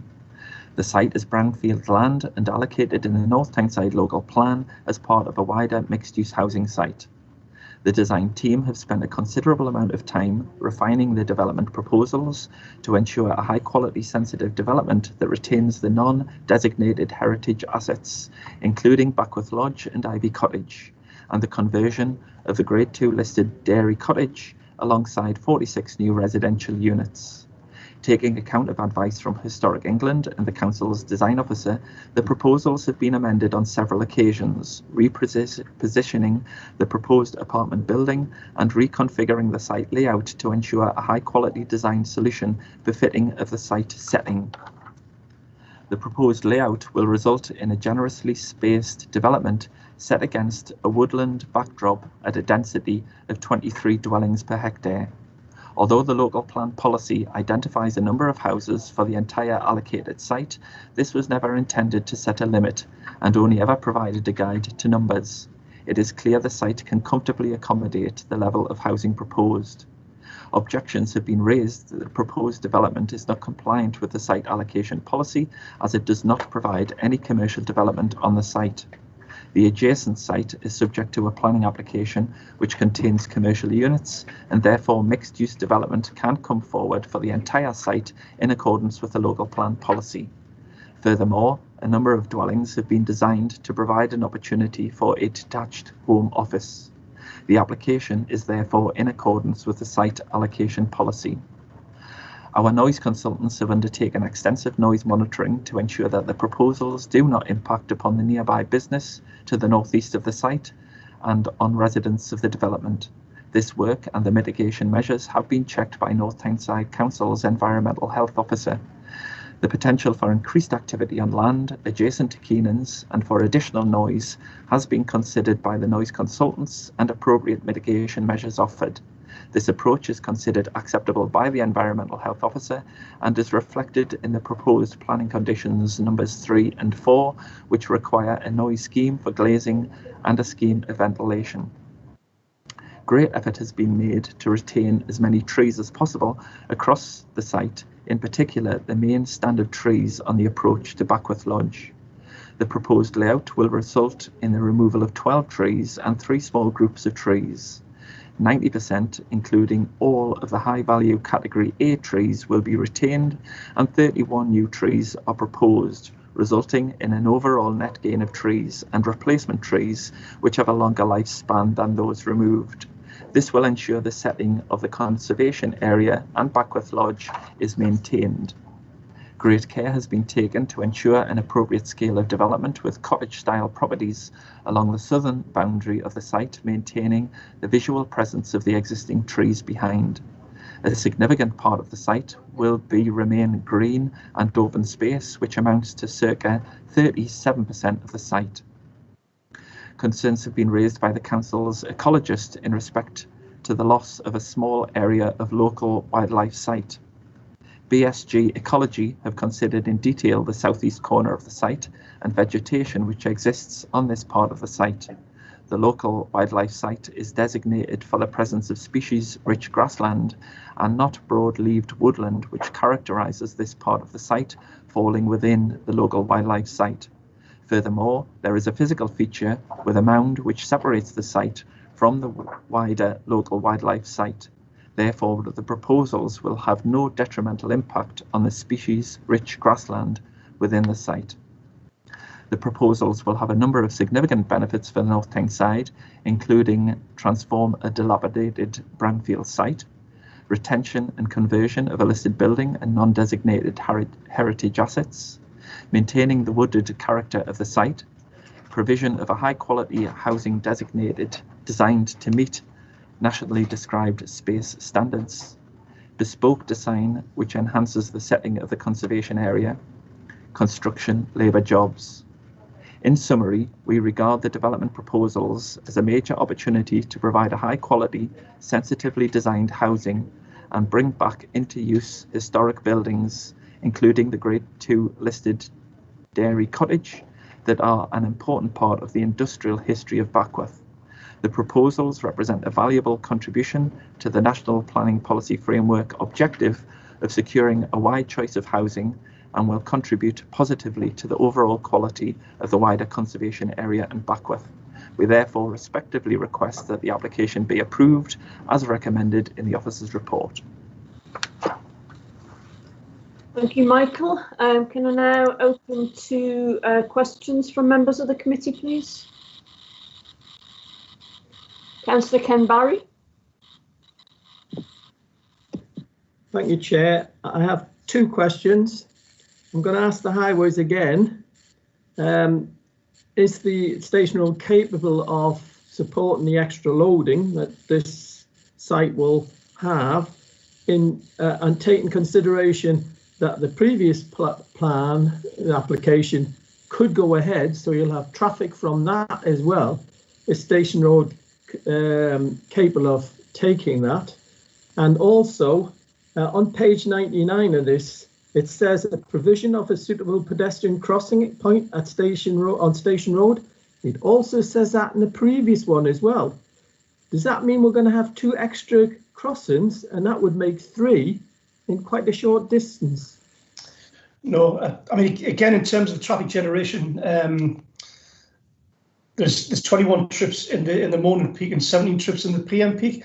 So yeah, it will contribute to local traffic. There will be, some impact at the junctions, but again, it wouldn't be a severe impact. And really, to repeat my answer before, it's not like you're going to be, waiting 5-10 minutes at a junction. There'll be small delays localised within the peak, which will clear, and then come back again, and then there'll be clear spells. In terms of the crossing points, there's basically one scheme between the two developments, but the scheme isn't dependent on both developments happening. So obviously, the previous development got refused.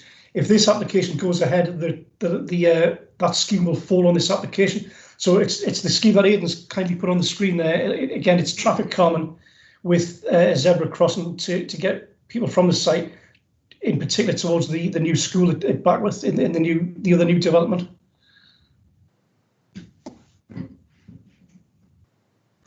Thank you, Dave. Does that fully answer your question? Yes, it does. Thank you. Councillor Muriel Green. Thank you, Chair. Can I just, for a point of clarification, please, and this application and the previous one are actually adjacent to each other. When they were actually in the local plan, what was the total sum of houses or mixed-use development that could actually be built? I just can't remember, actually. I just wonder if somebody could clarify that, because there's 47 plus a few more on this and 60 odd on the last one. What was the total that was actually proposed for the whole site within the draft plan, please? The total number of dwellings across both sites in the local plan, the number was 65, but as I say, that was just an indicative figure. But yes, it's 65 between the two sites. And Mr. Wood's point is that the two sites together result in 113. So you can draw your own conclusions from that. Yeah, thank you. That was the point I really needed to have clarified for the committee. And I'm looking at the concerns that the landscape artist has and the biodiversity officer have on page 106. That they talk about loss of trees on both of them, and associated noises, concerns with noise. Could I just have a little bit more explanation of how many trees are going to be lost? on this particular one, and what in fact the trees in fact in particular are of particular concern at the moment. Yes, of course. If you just bear with me, I'll just find the part of the report where it goes into this.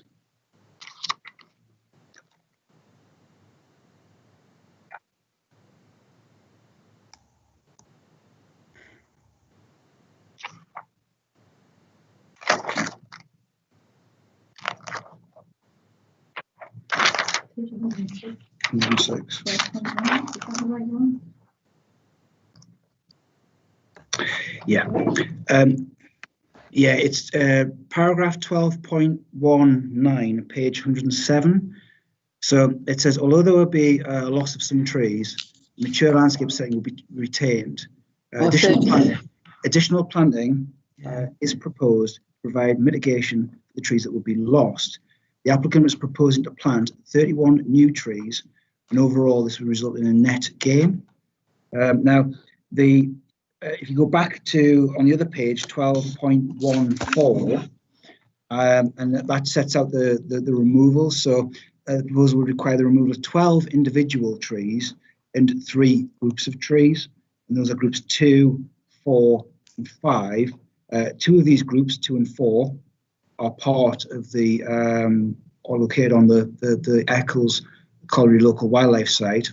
And of the trees to be removed, 8 trees are classified as category B, and the remaining 4 trees and 1 group of trees are classified as category C. Now, category B trees are those of moderate quality and value and of a condition that make a substantial contribution to the site. Category C trees are considered to be low quality and value, but of an adequate condition to remain in the short term, but there'll be no category A trees lost. Thank you, Chair. Can you also tell me how close the nearest buildings will be to Keenan's? Talk about the windows being open and the decibels being 17 decibels. How close are the nearest buildings, please? I don't have that information to hand, I'm afraid. I mean, I can show you if I go back to here. So obviously this is a scale plan, so you get an idea in terms of the size. This is Keenan's here, and then this is the buildings here. But I'm afraid I don't have that figure at hand, and I'm not able to measure just using this particular plan. Right. Thank you at the moment, Chair. Okay, thank you. Any further questions? Can I just ask a question again on that page 107 in relation to paragraph 12.21, where some of the rear gardens have trees behind them? I just wanted to, if you could say a little bit more about that, given that we have considered this in the committee before, where we've got protected trees over overhanging domestic gardens. I wondered if you could say a little bit more about that, Aidan. Yes, of course, Chair. I mean, I think it's fair to say that this is one of the concerns of the landscape architect, and she's worried about the fact that the proximity of the trees to some of the properties mean they may be under pressure to be cut back, or in the worst case, applications to remove. However, I am reminded of an appeal decision that I did read fairly recently, where the inspector talked about people sort of buying into and knowing what they're doing when they're effectively buying into something that's a mature landscape setting. And what the inspector was saying is, he said in his particular view, he would say it's particularly odd that if you were wanting to come onto this site, for example, you quite clearly have the view that you like this mature landscape setting and kind of want to be part of it, and therefore he says it would be particularly odd that you then go about seeking to have the trees removed. I mean, I certainly take the point that some of the trees are in close proximity and may require some reduction. But I think, again, when you look at the scheme overall in terms of the diagram in front of you, it does retain a lot of trees. The trees are part of the character of the site, and I would imagine that, again, that people who do move in here, that will be part of the reason for choosing this site, because of its mature landscape setting, and they'll be respectful of that and not seek to remove the trees upon first moving in. Well, perhaps not on first moving in, but people don't always behave as we might expect them to. But thank you for that, Aidan. Okay, do we have any further questions? If not, can I open up to comments, please? Councillor Green. Thank you, Chair. The latest information that we're getting from all the national conservation teams is that what we should be looking to do is to preserve as much of the natural environment as we possibly can. They're not quite so interested in, this is coming from a number of organisations, not particularly interested in a lot of the buildings. But I do have concerns about being able to preserve some of the features of a Grade 2 listed building, if that's at all possible. Nevertheless, I think this is, again, a development which is a step too far. If our plan as a council was to have 67 or 65 houses on that joint piece of land, to offer 113 really is not in the best interests of that particular area or the people who are going to live there. I'm not going to support this planning application for the reasons that the biodiversity officer has given. Again, the impact on the local wildlife site, noise, life, and also it's contrary to local policy. There is an issue about noise which hasn't been answered satisfactorily, because we're not very sure how close it is to Keenan's. And I do believe we should be trying to protect the existing organisations who've been there for some time, as well as the existing businesses that have been there for some time. And again, we can't say this to a developer, but I am not convinced that this is the best scheme that we can get for these two areas collectively. I'm quite convinced that they can go back and bring us something which is not as greedy as 113 units when we only have, as a local plan, suggested that they have 67. Now, that was acceptable to people. It was acceptable to the planning officer. And when the inspector has given his comments on the refusals for turning down the other one, he has actually endorsed that comment about the need to keep to that particular figure that we had. So I can't support it. I can support development on the site. I can support development on the last one, but I think that they're asking too many. And I think there are better designs that can come up. I'm sure they'll come forward. We're not supposed to consider that at the moment, but this is not. This is an overdevelopment of this particular site, and not in sympathy with the surrounding areas, Chair. Thank you. Thank you, Councillor Green. Councillor Willie Samuel. Yeah, yes, I think there seems to be a bit of a theme to the application this morning, I'm afraid. But in similar terms to Councillor Green, I will be opposing this application on the grounds that the biodiversity again is being compromised, and also I am concerned about the types of housing that's being developed, and the houses seem to be compromising a little bit in terms of the surrounding areas, the noise complaints, etc. And I don't think it's right. I don't think it's going to make an acceptable development for the area for people to live in. So I am troubled whenever we reject an application this site. It is obviously supported by officers, but nevertheless, I think I have so many reservations that I think it wouldn't be right to support this application. Thank you, Councillor Samuel. Any other comments?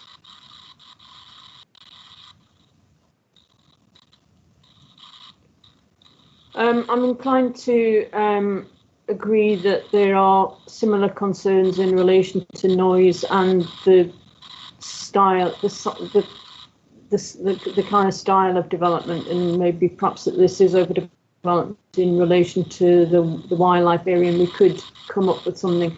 In principle, I think I agree that there, it is a proper place for a housing development, but perhaps not this quite this one.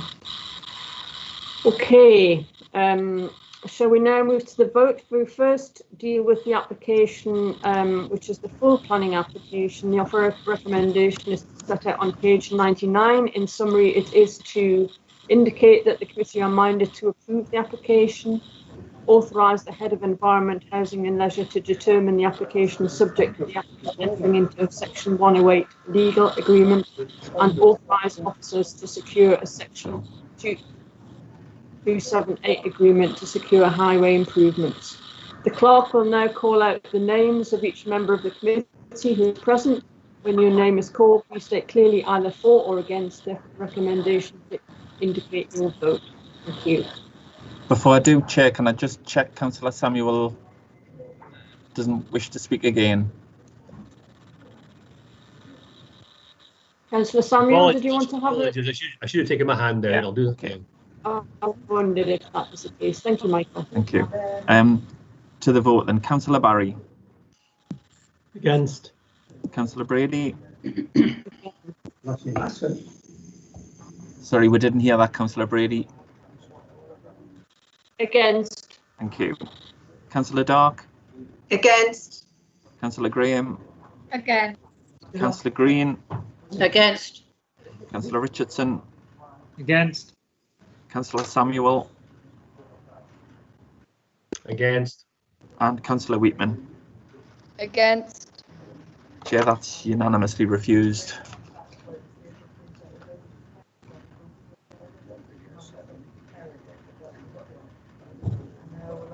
Okay, thank you. I'm happy that you've got some grounds. Councillor Brady, we're having difficulty hearing you at the moment. Okay, is that better? Yes, thank you. Are we happy that we've got grounds for that, Aidan? Yes, this is obviously just in relation to the planning application. So I've jotted down 4 reasons. Again, please do correct me if you want me to change them. I've got, first of all, so reason 1 would be an adverse impact on biodiversity, to impact on the local wildlife site. Second one, adverse impact on existing businesses, with specific regard to the impact on Keenans. Thirdly, I've got loss of trees, which is contrary to policy DM 5.9 of the local plan.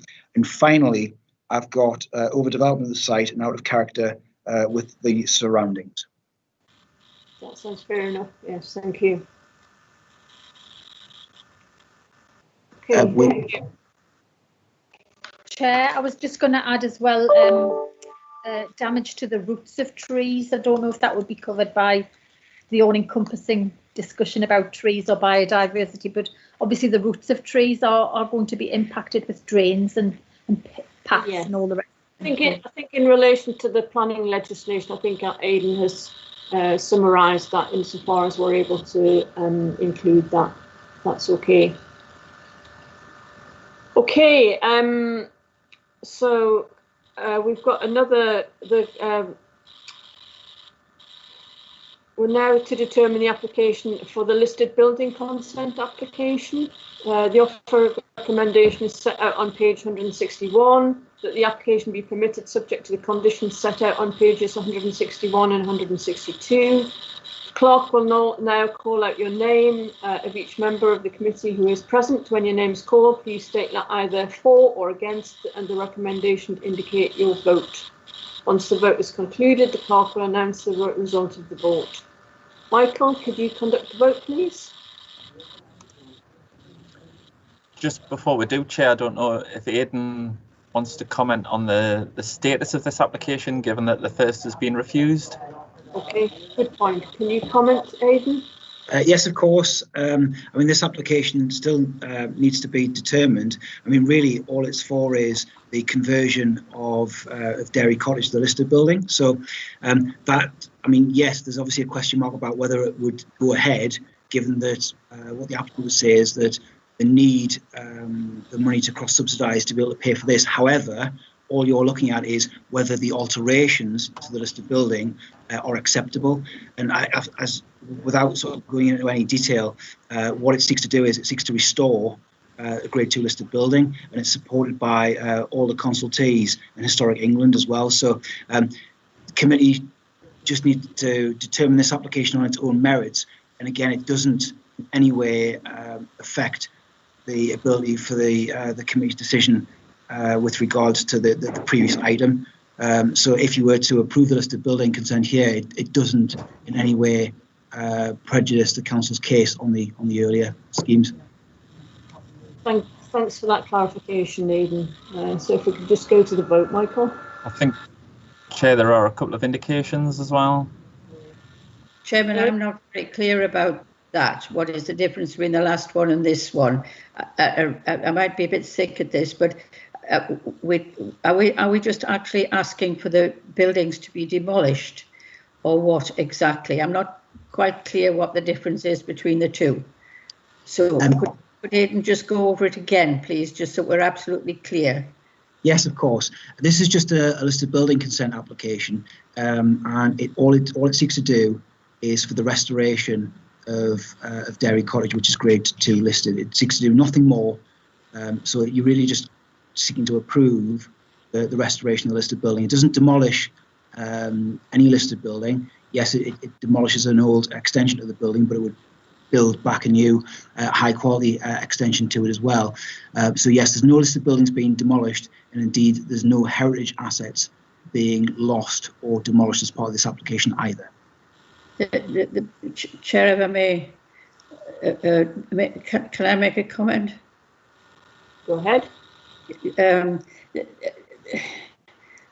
I'm not quite sure how they can do half of it and not the other half. And that's my worry about what we're actually being asked, really genuinely being asked to do, because there are all sorts of compromises that you can get into with just doing half of it like this. It might be that the demolition has to go ahead for a whole range of safety reasons. That's not an issue, but they're talking about still putting up the 4 flats and the two dwellings, and I would rather object to this at this stage and not have this, and let them come back with some clarity on what actually they want to do, because I'm not sure, it's still in my own mind, exactly what it is that they have got planned. Again, Chair, if I may, just in response to that, this only relates to the Dairy Cottage, the Grade 2 listed building, and nothing else. So if committee were minded to approve this application, all this does is allow that listed building to be restored. It doesn't allow anything else to happen, doesn't allow any flats to be built, doesn't allow anything else to be demolished. It just purely relates to this single listed building and a way of ensuring its restoration. Chair, Go ahead, Councillor Green. Are you on mute, Muriel?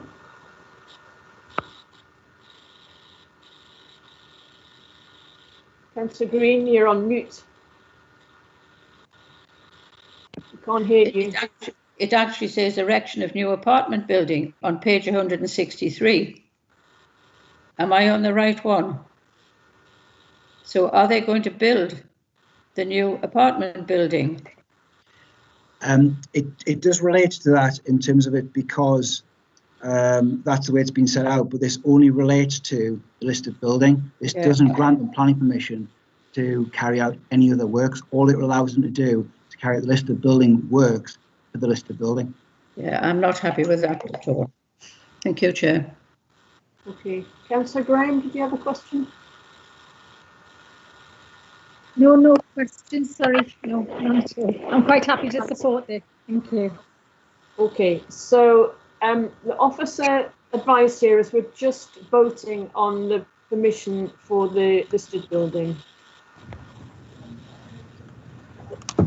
And the recommendation is that the application be permitted subject to conditions. Councillor Councillor Barry? For Councillor Brady. For. Councillor Dark. For. Councillor Graham. For. Councillor Green. Against. Councillor Richardson. For. Councillor Samuel. For. Councillor Wheatman. For. That's approved, Chair, 7 votes to 1. Thank you very much for that, Michael. Thank you. So we move on now to item number 9. It's just the application for Granada Place and 7 St John's Place, Whitby Bay, page 79. Julie Lawson, our senior planning officer, will present the details. Thank you, Chair. The site is the northernmost part of a parcel of grassed open space which is located between dwellings which face in, you can go on the next slide please, in a westerly direction. So you can see the red line here. So it's the dwellings which face in a westerly direction onto Granada Place and in an easterly direction onto St John's Place. You've got numbers 2, 4, 6 and 8 Granada Place to the west there, and numbers 1, 3, 5 and 7 St John's Place, and they're both rows of terraced dwellings. All of the properties, which is the yellow bit just between the green bit here, all of the properties have small rear gardens, and they're largely enclosed by low-level boundary treatments. And beyond these, there's a little pathway, which is the grey bit between those 2 sets of properties I've mentioned. And then between that is an open area of grassed space. Each resident owns 1/8 of that bit of open space, which is immediately to the rear of their individual dwelling, and it's therefore privately owned but an unenclosed amenity space. Excuse me. It's understood that all the residents contribute towards a gardener who maintains the trees, shrubs and grass.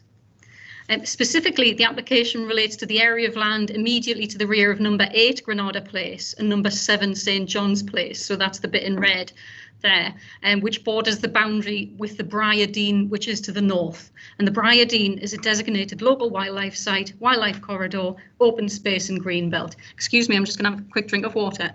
Sorry. In terms of the proposed development, the proposal relates to a retrospective planning application for the change of use of an area of this grassed land from communal open space to 2 private gardens for number 8 Granada Place and number 7 St John's Place, and to enclose it with a 1.8 metre high close bordered timber fence along the southern boundary, divided internally as well, north to south 1.8 metres high, to separate the individual garden areas. And the application has been submitted by the owner of number 8 Granada Place on behalf of both herself and the owner of number 7. So I'll just take us through the slides. Thank you. Next slide, please. So this just shows it's to the right of that red mark there. So it's this area between here, yeah. So it's that area there between the 2 properties. Next slide, please. And this just shows each individual bit. So one's for number 8 and the other's for number 7. And this is just a 3D view. So again, it's to the right of that red mark between the 2 properties at the end of that area there. Next slide, please. This is taken from Google Street View. The application itself is retrospective, and I'll show some pictures of what's been undertaken in a second. But this just shows what it was like beforehand. So this shows that from the street to the south, looking towards this area of space. Next slide, please. These are photographs submitted by the applicant and also the other party who's enclosed this bit of land as well. So you can see the top left one from number 8. So you can see the fence there enclosing a bit of this land to create the private garden area. And again, the bottom right one, you can see again the fenced enclosed. What I would note on the photograph, the top left one, if you can just see on the left-hand corner of the top of the top left photograph, you can see a lower fence. That's the fence that was pre-existing, which separates this area from the Briar Dean to the north as well. Just a point to note. Next slide, please. We've got a couple of slides just showing photographs from the case officer of what's been undertaken at this site. So this is from Granada Drive. So it's looking towards, obviously, it's only the northern bit of this particular bit of space that's been enclosed. So that just shows the fence from the drive, Granada Drive. And the next slide, please, which is just another image showing that. In terms of representations, we've had one further letter of support since the agenda was published. So in total, we've had 11 support, 6 objections and 2 other representations. And the main issues for members to consider relate to the principle, impact on biodiversity and landscaping, impact on character and appearance of the site, and impact on neighbours' living conditions, with particular regard to outlook.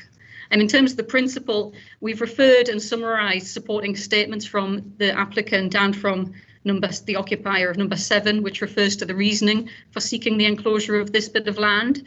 And this refers to security reasons in order to allow children to play on the area and also preventing trespass, amongst other issues which are set out. The area of land which is subject of this application was designed to be an attractive open area for the residents of these 8 dwellings to use in a communal manner.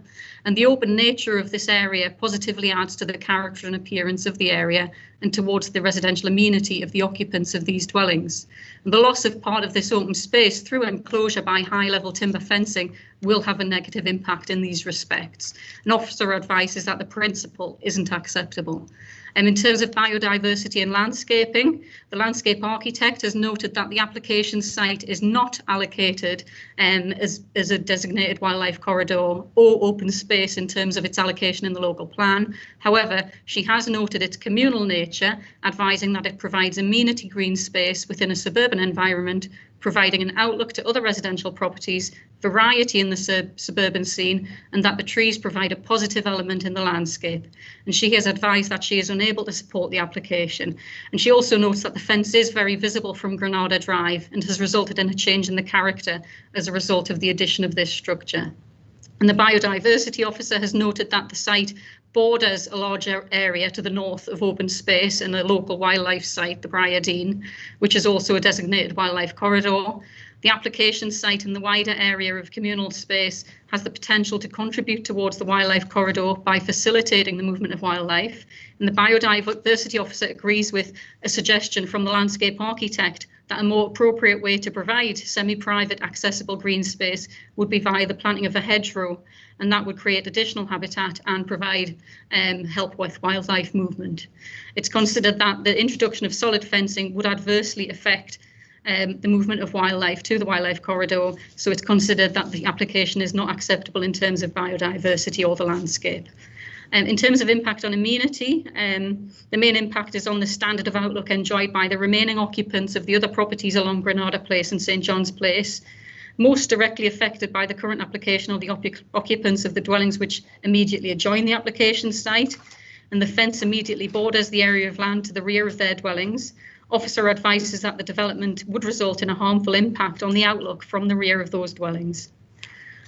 Similarly, in terms of character and appearance, the application site is sensitive to alteration because it's visible to the public in the wider locality and to those other dwellings nearby. Enclosing this land would result in a permanent loss of attractive open space, and it would create a hard edge against the remaining area of shared amenity space. It's considered that the boundary treatment, by virtue of its height, length and close bordered timber construction and siding, including the area it covers, creates a highly incongruous feature in this location. Just mention about the highways impact. The highways network manager has raised no objection. The development wouldn't affect any car parking arrangements or access.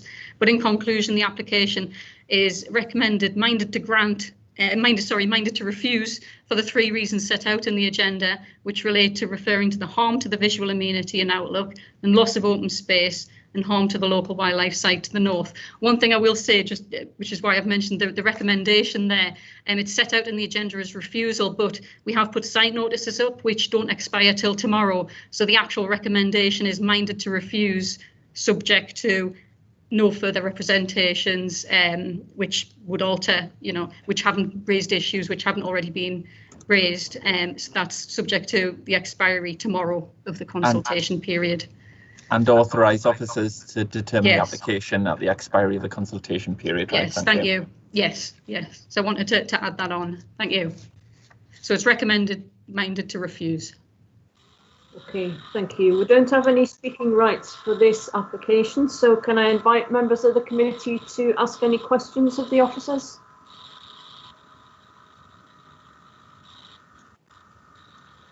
don't see any hands raised. Can I then move to comments? Councillor Richardson. Thank you. Yeah, it was a question really, maybe a silly question. If this is refused, are they obliged to take the fence down? We would. I think the proposal was raised brought to our attention due to an enforcement complaint. So we would progress enforcement action. Obviously, they would have the right of appeal against any refusal, though, as well, to the Planning Inspectorate. So if they submitted an appeal, we would hold off any enforcement action pending the outcome of that appeal. Okay, okay, thank you. Councillor Sandra Graham. Thank you, Chair. I've had a case like this in my own ward with a high level fence that eventually ended up in court because of the person's refusal to take down the fencing.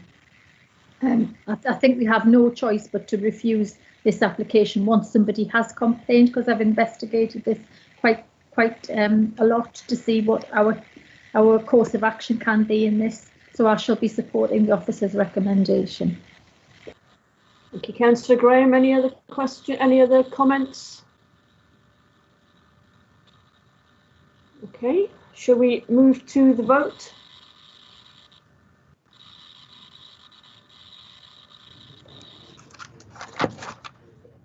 Thank you, Chair. So just to clarify, the recommendation is that the committee be minded to refuse the application, but also grant or authorise officers to determine the application at the expiry of the consultation period. Councillor Barry? For. Councillor Brady? For. Councillor Burdis? No, Councillor Burdis isn't with us. Councillor Dark? For. Councillor Graham? For. Councillor Green? For. Councillor Richardson? For. Councillor Samuel? For. And Councillor Wheatman? For. The recommendation is unanimously approved, Chair. Thank you very much. I'm going to propose that we take a short break now, a little comfort break. What would you propose, Michael, in terms of how we manage this? It's 12:07. According to my computer here, I would suggest the meeting reconvene at 12:15. I'll give members 7 minutes. But we stay logged on. Yes, if you just mute your microphone, turn off your video. But we'll come back at 12:15. Yeah. Is that okay? Fine, thank you.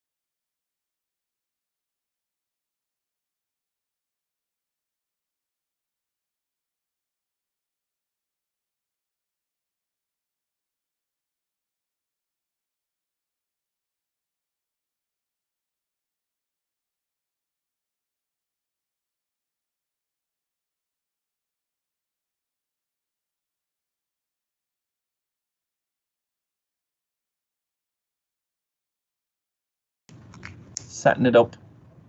Yeah, okay. Okay, thank you. Well, welcome back. We've got two separate applications relating to the same site, Kids First Nursery, item 10, page 195 of your papers. As before, I propose that that these are presented to us together, and then we will make our decision on each application separately. Julie Lawson, our Senior Planning Officer, will present the details on the application. Thank you, Julie. Thank you, Chair. As the Chair's just said, items 10 and 11 I'll be presenting together because they're for the same site and they relate to each other. But members will need to vote on these separately. Item 10 is for a variation to a condition on an original planning approval, and item 11 is for a new modular building to serve the existing nursery. So basically, the site is an 112 space nursery and creche on Rake Lane, North Shields. Next slide, please. This shows an aerial view of the site. We've got Reedsdale Court Care Home to the southeast of the site, and the rear gardens of residential properties to the east. Those properties are on Cotswold Road. The site adjoining the southwest boundary is currently vacant, but it's got a current permission for a supermarket on the site. And the nursery itself shares an access to the south with the care home. And the main building of the nursery has play areas to the east and northeast side of the building, which you can see there. And it's got a car park to the west-southwest side of the building. And the existing nursery has a planning condition which restricts the occupation of it to 112 pupils. Two applications have been submitted. One application seeks to vary condition 4 of the planning approval from 2003 to allow 136 children to attend nursery at any one time, and so that would be an increase of 24 pupils. Next slide, please. And the other application seeks consent for a modular building for use as a classroom, and that's to the southeast corner of the site. And the proposed classroom will be approximately 12 metres by 6 metres and just over 3 metres high with a flat roof. Next slide, please. And this is just the elevations and layout of the building. It will be timber-clad building, and it would contain a classroom, teaching area, kitchenette and toilets. And if we can go back to the aerial, please. Thank you. Representations have been received, which are set out in the agenda. We've had representations from occupiers on Cotswold Road to the east, and Councillor Martin Rankin has also submitted representations to both proposals. The main issues relate to the principal, impact on amenity and highways issues. In terms of the principal, the proposed building would support the existing nursery building to accommodate additional pupils, and that is why also the variation is sought in addition to that to increase the capacity for the nursery. Officers consider that the proposals are acceptable in principle. One of the key issues is the impact on residential amenity. We have had representations and objections submitted raising concern about noise disturbance from the site. Reference is made to current levels of noise from children using the outdoor play space at the nursery, leaving rear gardens and conservatories unusable during school hours. And as the nursery is an established use, it would not be reasonable to refuse the applications on the grounds of any existing noise. So the key issue for members to consider is whether there will be whether the increase in pupils would result in an unacceptable increase in noise, and whether the siting of the modular building would increase the noise as well. We've set out environmental health comments for both applications in the agenda. Environmental Health do not object to the proposals, but they have recommended conditions to ensure that the increase in children would not lead to an unacceptable impact on residential amenity. These conditions include the upgrading of the existing boundary fence to an acoustic fence and the submission of an outdoor play activity management plan prior to the occupation of the proposed modular classroom. And a restriction is also proposed on the hours of use of the outdoor play areas. Subject to these conditions, it's considered that the proposed variation of condition to allow the increase in pupil numbers and the application for the modular building would be acceptable in terms of noise impact. And representations, as I've said, have been received from the properties to the east northeast of the site. The proposal will be sited adjacent to the residential gardens, approximately 3 metres from the rear boundaries from the boundary. The distance from numbers 3 and 5 Cotswold Road's main rear elevations to the unit itself would be approximately just over 10 metres to 10.8 metres. And the distance from the conservatory at number 5 which is the third property down on the elevation there, just to the east, and would be approximately 6.5 metres. It's considered that given the separation and the single-storey height of the unit, it's considered that the building would have a limited visual impact on the dwellings, and the impact on light would not be significant. Furthermore, the modular building would partially be set against the backdrop of the existing nursery building. So officers considered that the proposed building would not have an unacceptable impact on light or outlook to the adjacent dwellings. The proposed classroom would not contain any openings in that northeast elevation as well, so there would be no impact in terms of privacy. So it's officer advice that the proposals are acceptable in terms of amenity. In terms of appearance, the applicant has submitted amended plans, which you've seen, which show that the entire building is proposed to be timber clad, and it would be sited to that southeastern corner of the application site. There will be limited views of the proposed building, obviously views from the rear of dwellings on Cotswold Road. They're partially screened by the existing boundary treatments, and it's considered that timber cladding is considered to be an appropriate material for the building. In terms of its size and scale, it's considered to be acceptable. So it's considered that the visual impact is acceptable. In terms of the issues, in terms of impact on traffic and highway safety, the Highways Network Manager has no objections to the proposals. The existing car parking would remain as existing, and it has spare capacity. So in conclusion, members need to consider whether each proposal would have an acceptable impact on the adjoining properties and highway safety, and whether the proposed application for the building is acceptable in terms of its impact on character and appearance and visual amenity. It's officer advice that the proposals are acceptable, subject to the recommended conditions as set out. Thank you. Thank you very much, Julie. Under the terms of the speaking rights scheme, we have received a written statement from Mr. and Mrs. Legg of Cotswold Road, North Shields, in relation to these applications. Michael, can you please read out the statement to the committee? Thanks. Firstly, our thanks to the Chair for granting speaking rights to enable us to outline our primary objections to the planning application in relation to Kids First Nursery now being considered. In 2003, when the original application for the nursery was approved, it was fully recognised that there was potential for significant impact from noise on the bordering residential properties. Consequently, a limit was imposed on the number of children able to attend the nursery to mitigate such impact. The circumstances which rendered that restriction necessary in 2003 to protect residential amenity remain unchanged today, and we strongly consider that it should not be varied. Our actual experience of living next to the nursery is that current noise levels are not only very high, but have in fact increased over time as the outdoor play area has evolved. Given the age range of the nursery users, outdoor play is obviously boisterous and of an excited nature. There is a considerable amount of screaming, shouting and other noise making commensurate with a large number of very young children at play. In turn, this leads to the need for raised adult voices from the nursery staff when communication is required, which further raises the noise floor. Whilst outdoor play is supervised, we witness little or no evidence of noise levels being actively controlled by the staff. The result is prolonged periods where there is significant disruption for residents. A 21% increase in the number of children, as proposed, must inevitably lead to a further increase in noise. Either a greater number of children will be outside at play at any one time, thus creating more noise, or there will be additional outside play sessions, thus creating noise for a greater part of the day. We would contend that the impact on residential amenity was underestimated at the time of the original application.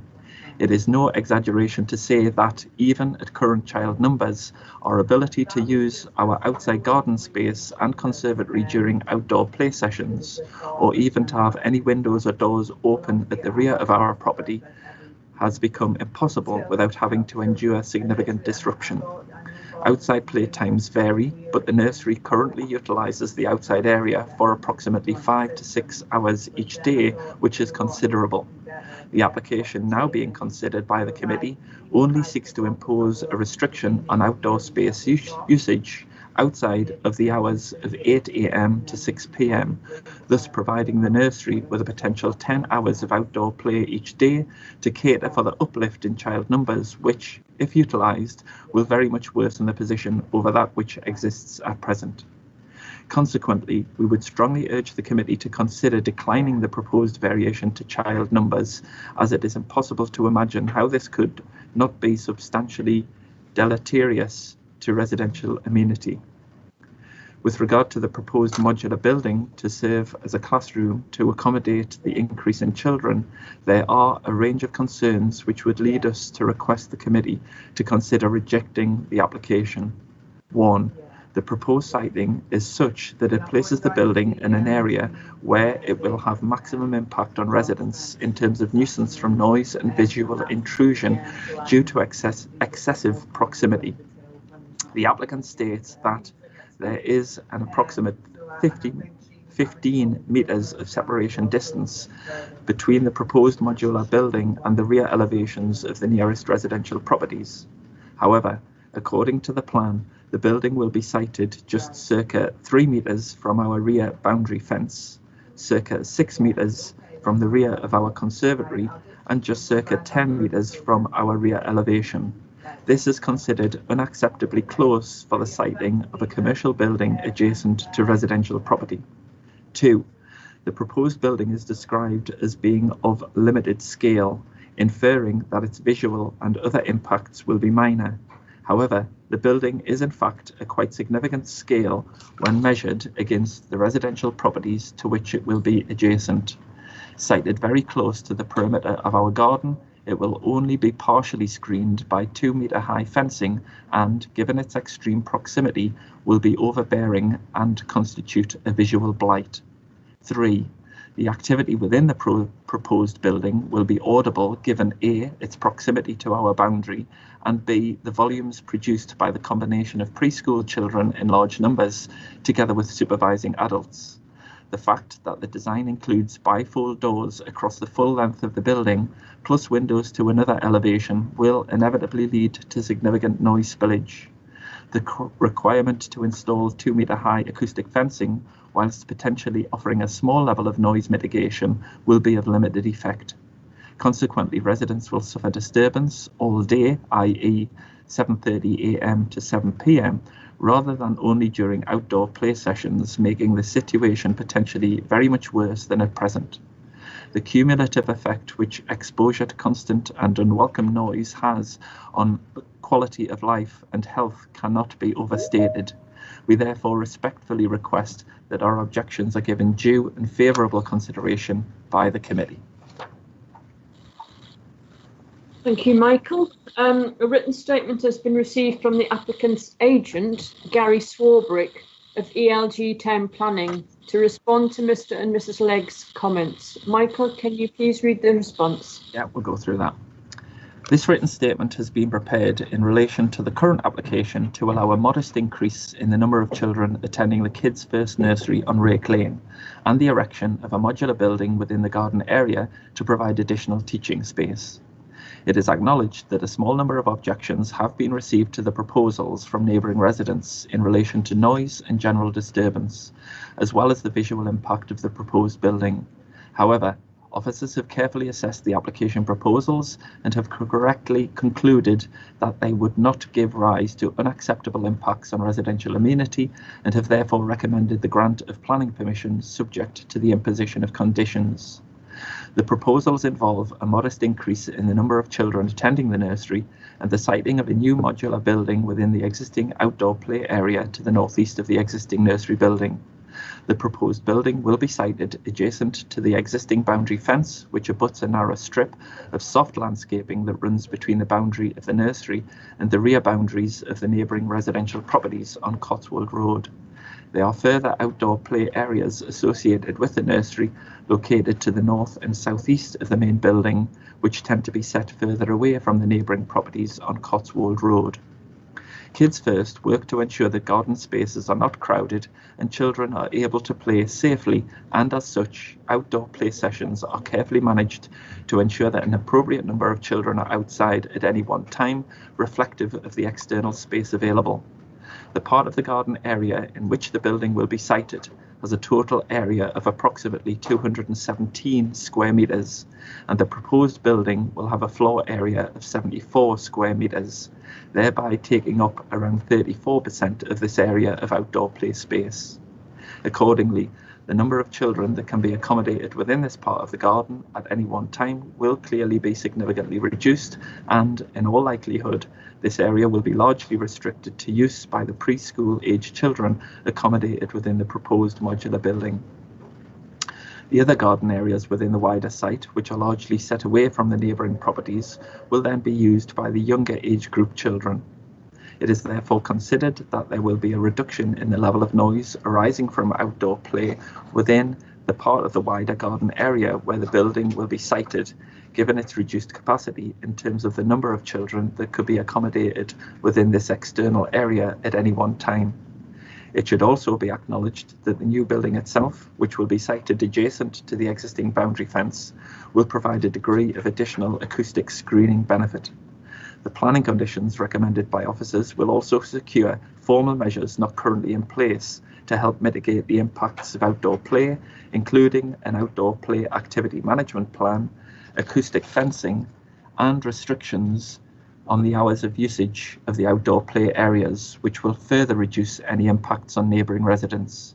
On this basis, the applicant fully supports the conclusions drawn by officers that the proposals would not give rise to unacceptable impacts on neighbouring residents as a result of noise and general disturbance. It is noted that neighbouring residents have also raised concerns over the visual impact of the proposed modular building. However, the building will be located towards the northeastern edge of the site, hard up against the boundary fence, which abuts a narrow strip of soft landscaping that runs between the boundary of the nursery and the rear boundaries of the neighbouring properties on Cotswold Road. The existing boundary fences to the nursery and neighbouring properties will effectively screen the main bulk and mass of the proposed building when viewed from the rear of the neighbouring properties, and, in view of the limited scale of the proposed building and the physical relationship with the neighbouring properties, it is wholly evident that the application proposals would not give rise to any unacceptable impacts on the neighbouring residents by virtue of overshadowing, loss of privacy, or overbearing impact, as has been clearly acknowledged by officers. The existing nursery is a well-established business which provides an important facility for the local community, including staff at the neighbouring North Tyneside General Hospital. The proposals would support a modest extension to the established business in response to continued demand, and would also generate a small number of additional job opportunities for local people, which is clearly an important consideration in the current economic climate. The application proposals would clearly accord with established local and national policy objectives aimed at ensuring there is adequate provision of such community facilities to meet the needs of existing and new communities within the surrounding area, without impinging on the amenities of neighbouring residents, and we would therefore request that members support the application proposals in line with the officer recommendation. Thank you very much, Michael. Can I now invite members of the committee to ask any questions of the officers?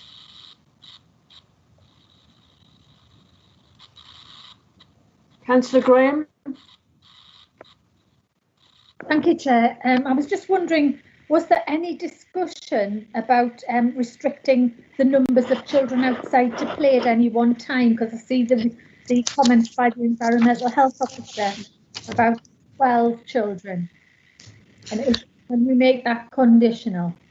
We have recommended conditions on, which I refer to condition 8 on page 200 of the agenda, and similarly condition 5 on page 214.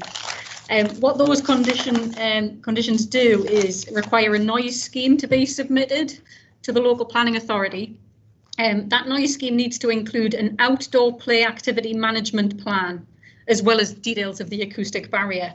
But it's the outdoor play activity management plan whereby I assume we would be looking for issues as a way of controlling any outdoor activities in terms of noise, which might be one of the ways to limit the number of children at any one time outside in the open play areas. So we have recommended those two condition on each of the items in question for that. I don't know if Environmental Health have got anything to add to that. I mean, when we're assessing when the applicant submits this outdoor activity management plan, we would obviously consult with Environmental Health to check whether it's adequate. But again, I think one of the methods to reduce the noise levels would be to limit the number of children outside at any one time. So it might include that as a proposal. Frances McLean here. Yes, I would agree. I mean, part of that scheme would want them to be looking at the numbers of children outside and considering that in relation to the fact you've got a 2-metre acoustic fence as well, and how much noise is going to get to the residential properties. Thank you.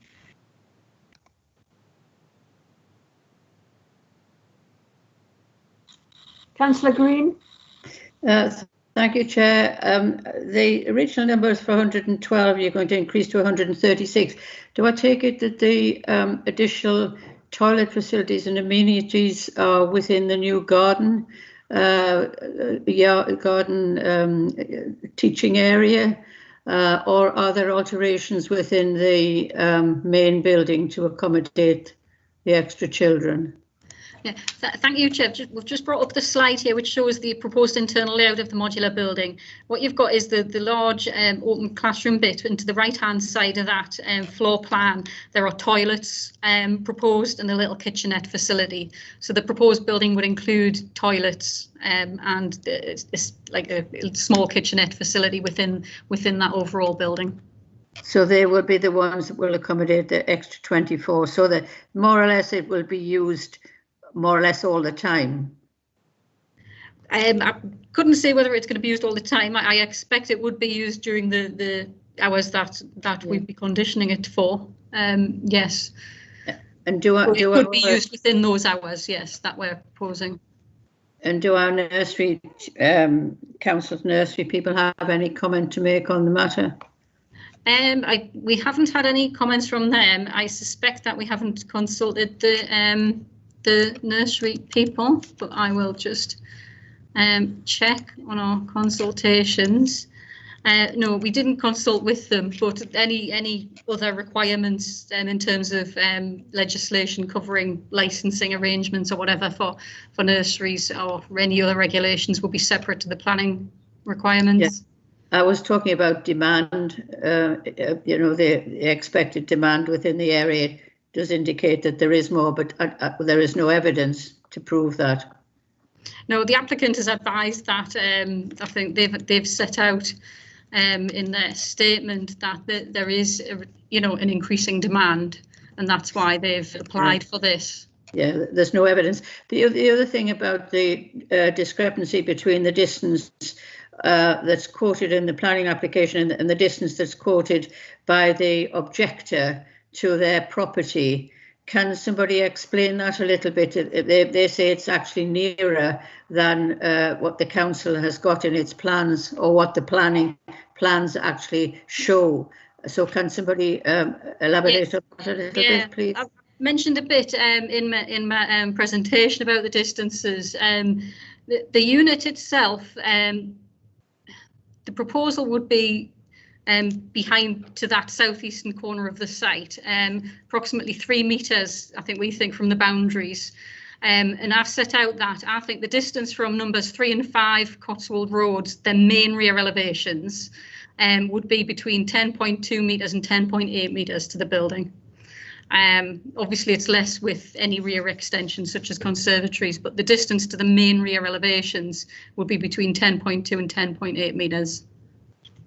So it's discrepancy between what the resident is saying and what, yeah. No, it depends where you measure it, to be honest with you, and that's the issue, because obviously elevations aren't static. The elevations and where you're measuring it from changes. That's why I've tried to set out what I think is going to be the overall limit measurement. Thank you. That clears that up. Sorry, was somebody else making a contribution there? Chair, it was just to point out that measurement is consistent with the statement from Mr. and Mrs. Legg, which states 10 metres from the rear elevation to the proposed development, yes. Okay, thank you. Sorry, I just thought there was a discrepancy between the two, that that's what the objector was saying. Thank you. Julie, could you just point out on the either the diagram or the photograph where exactly the additional building is going to be built?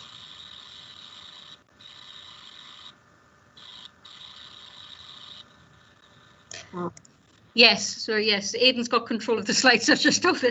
Yes, it's there where the white arrow is there. Yeah. And that further slide shows that. Yeah. Right. Okay. Thank you very much. Okay. Do we have any more questions? Can I invite comments?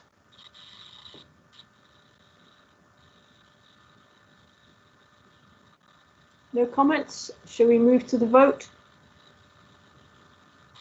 So we'll deal with application 20/00564, which relates to the variation of a condition to allow an increase of the number of children permitted to attend the nursery at any one time. The officer recommendation is set out on page 200, and it is that the application be permitted subject to the conditions set out on pages 200 and 201.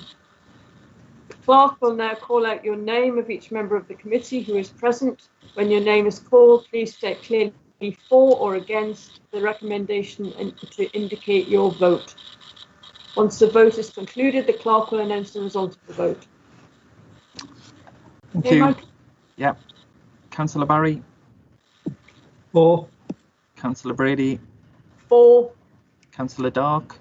For. Councillor Graham. For. Councillor Green.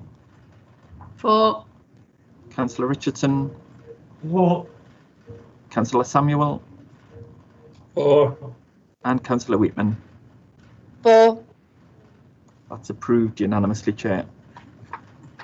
Thank you very much, Michael. We've got one more vote to do, which is relation to the proposed modular garden building. The recommendation is set out on page 213, and it is that the application be permitted, subject to the conditions set out on pages 213 and 214.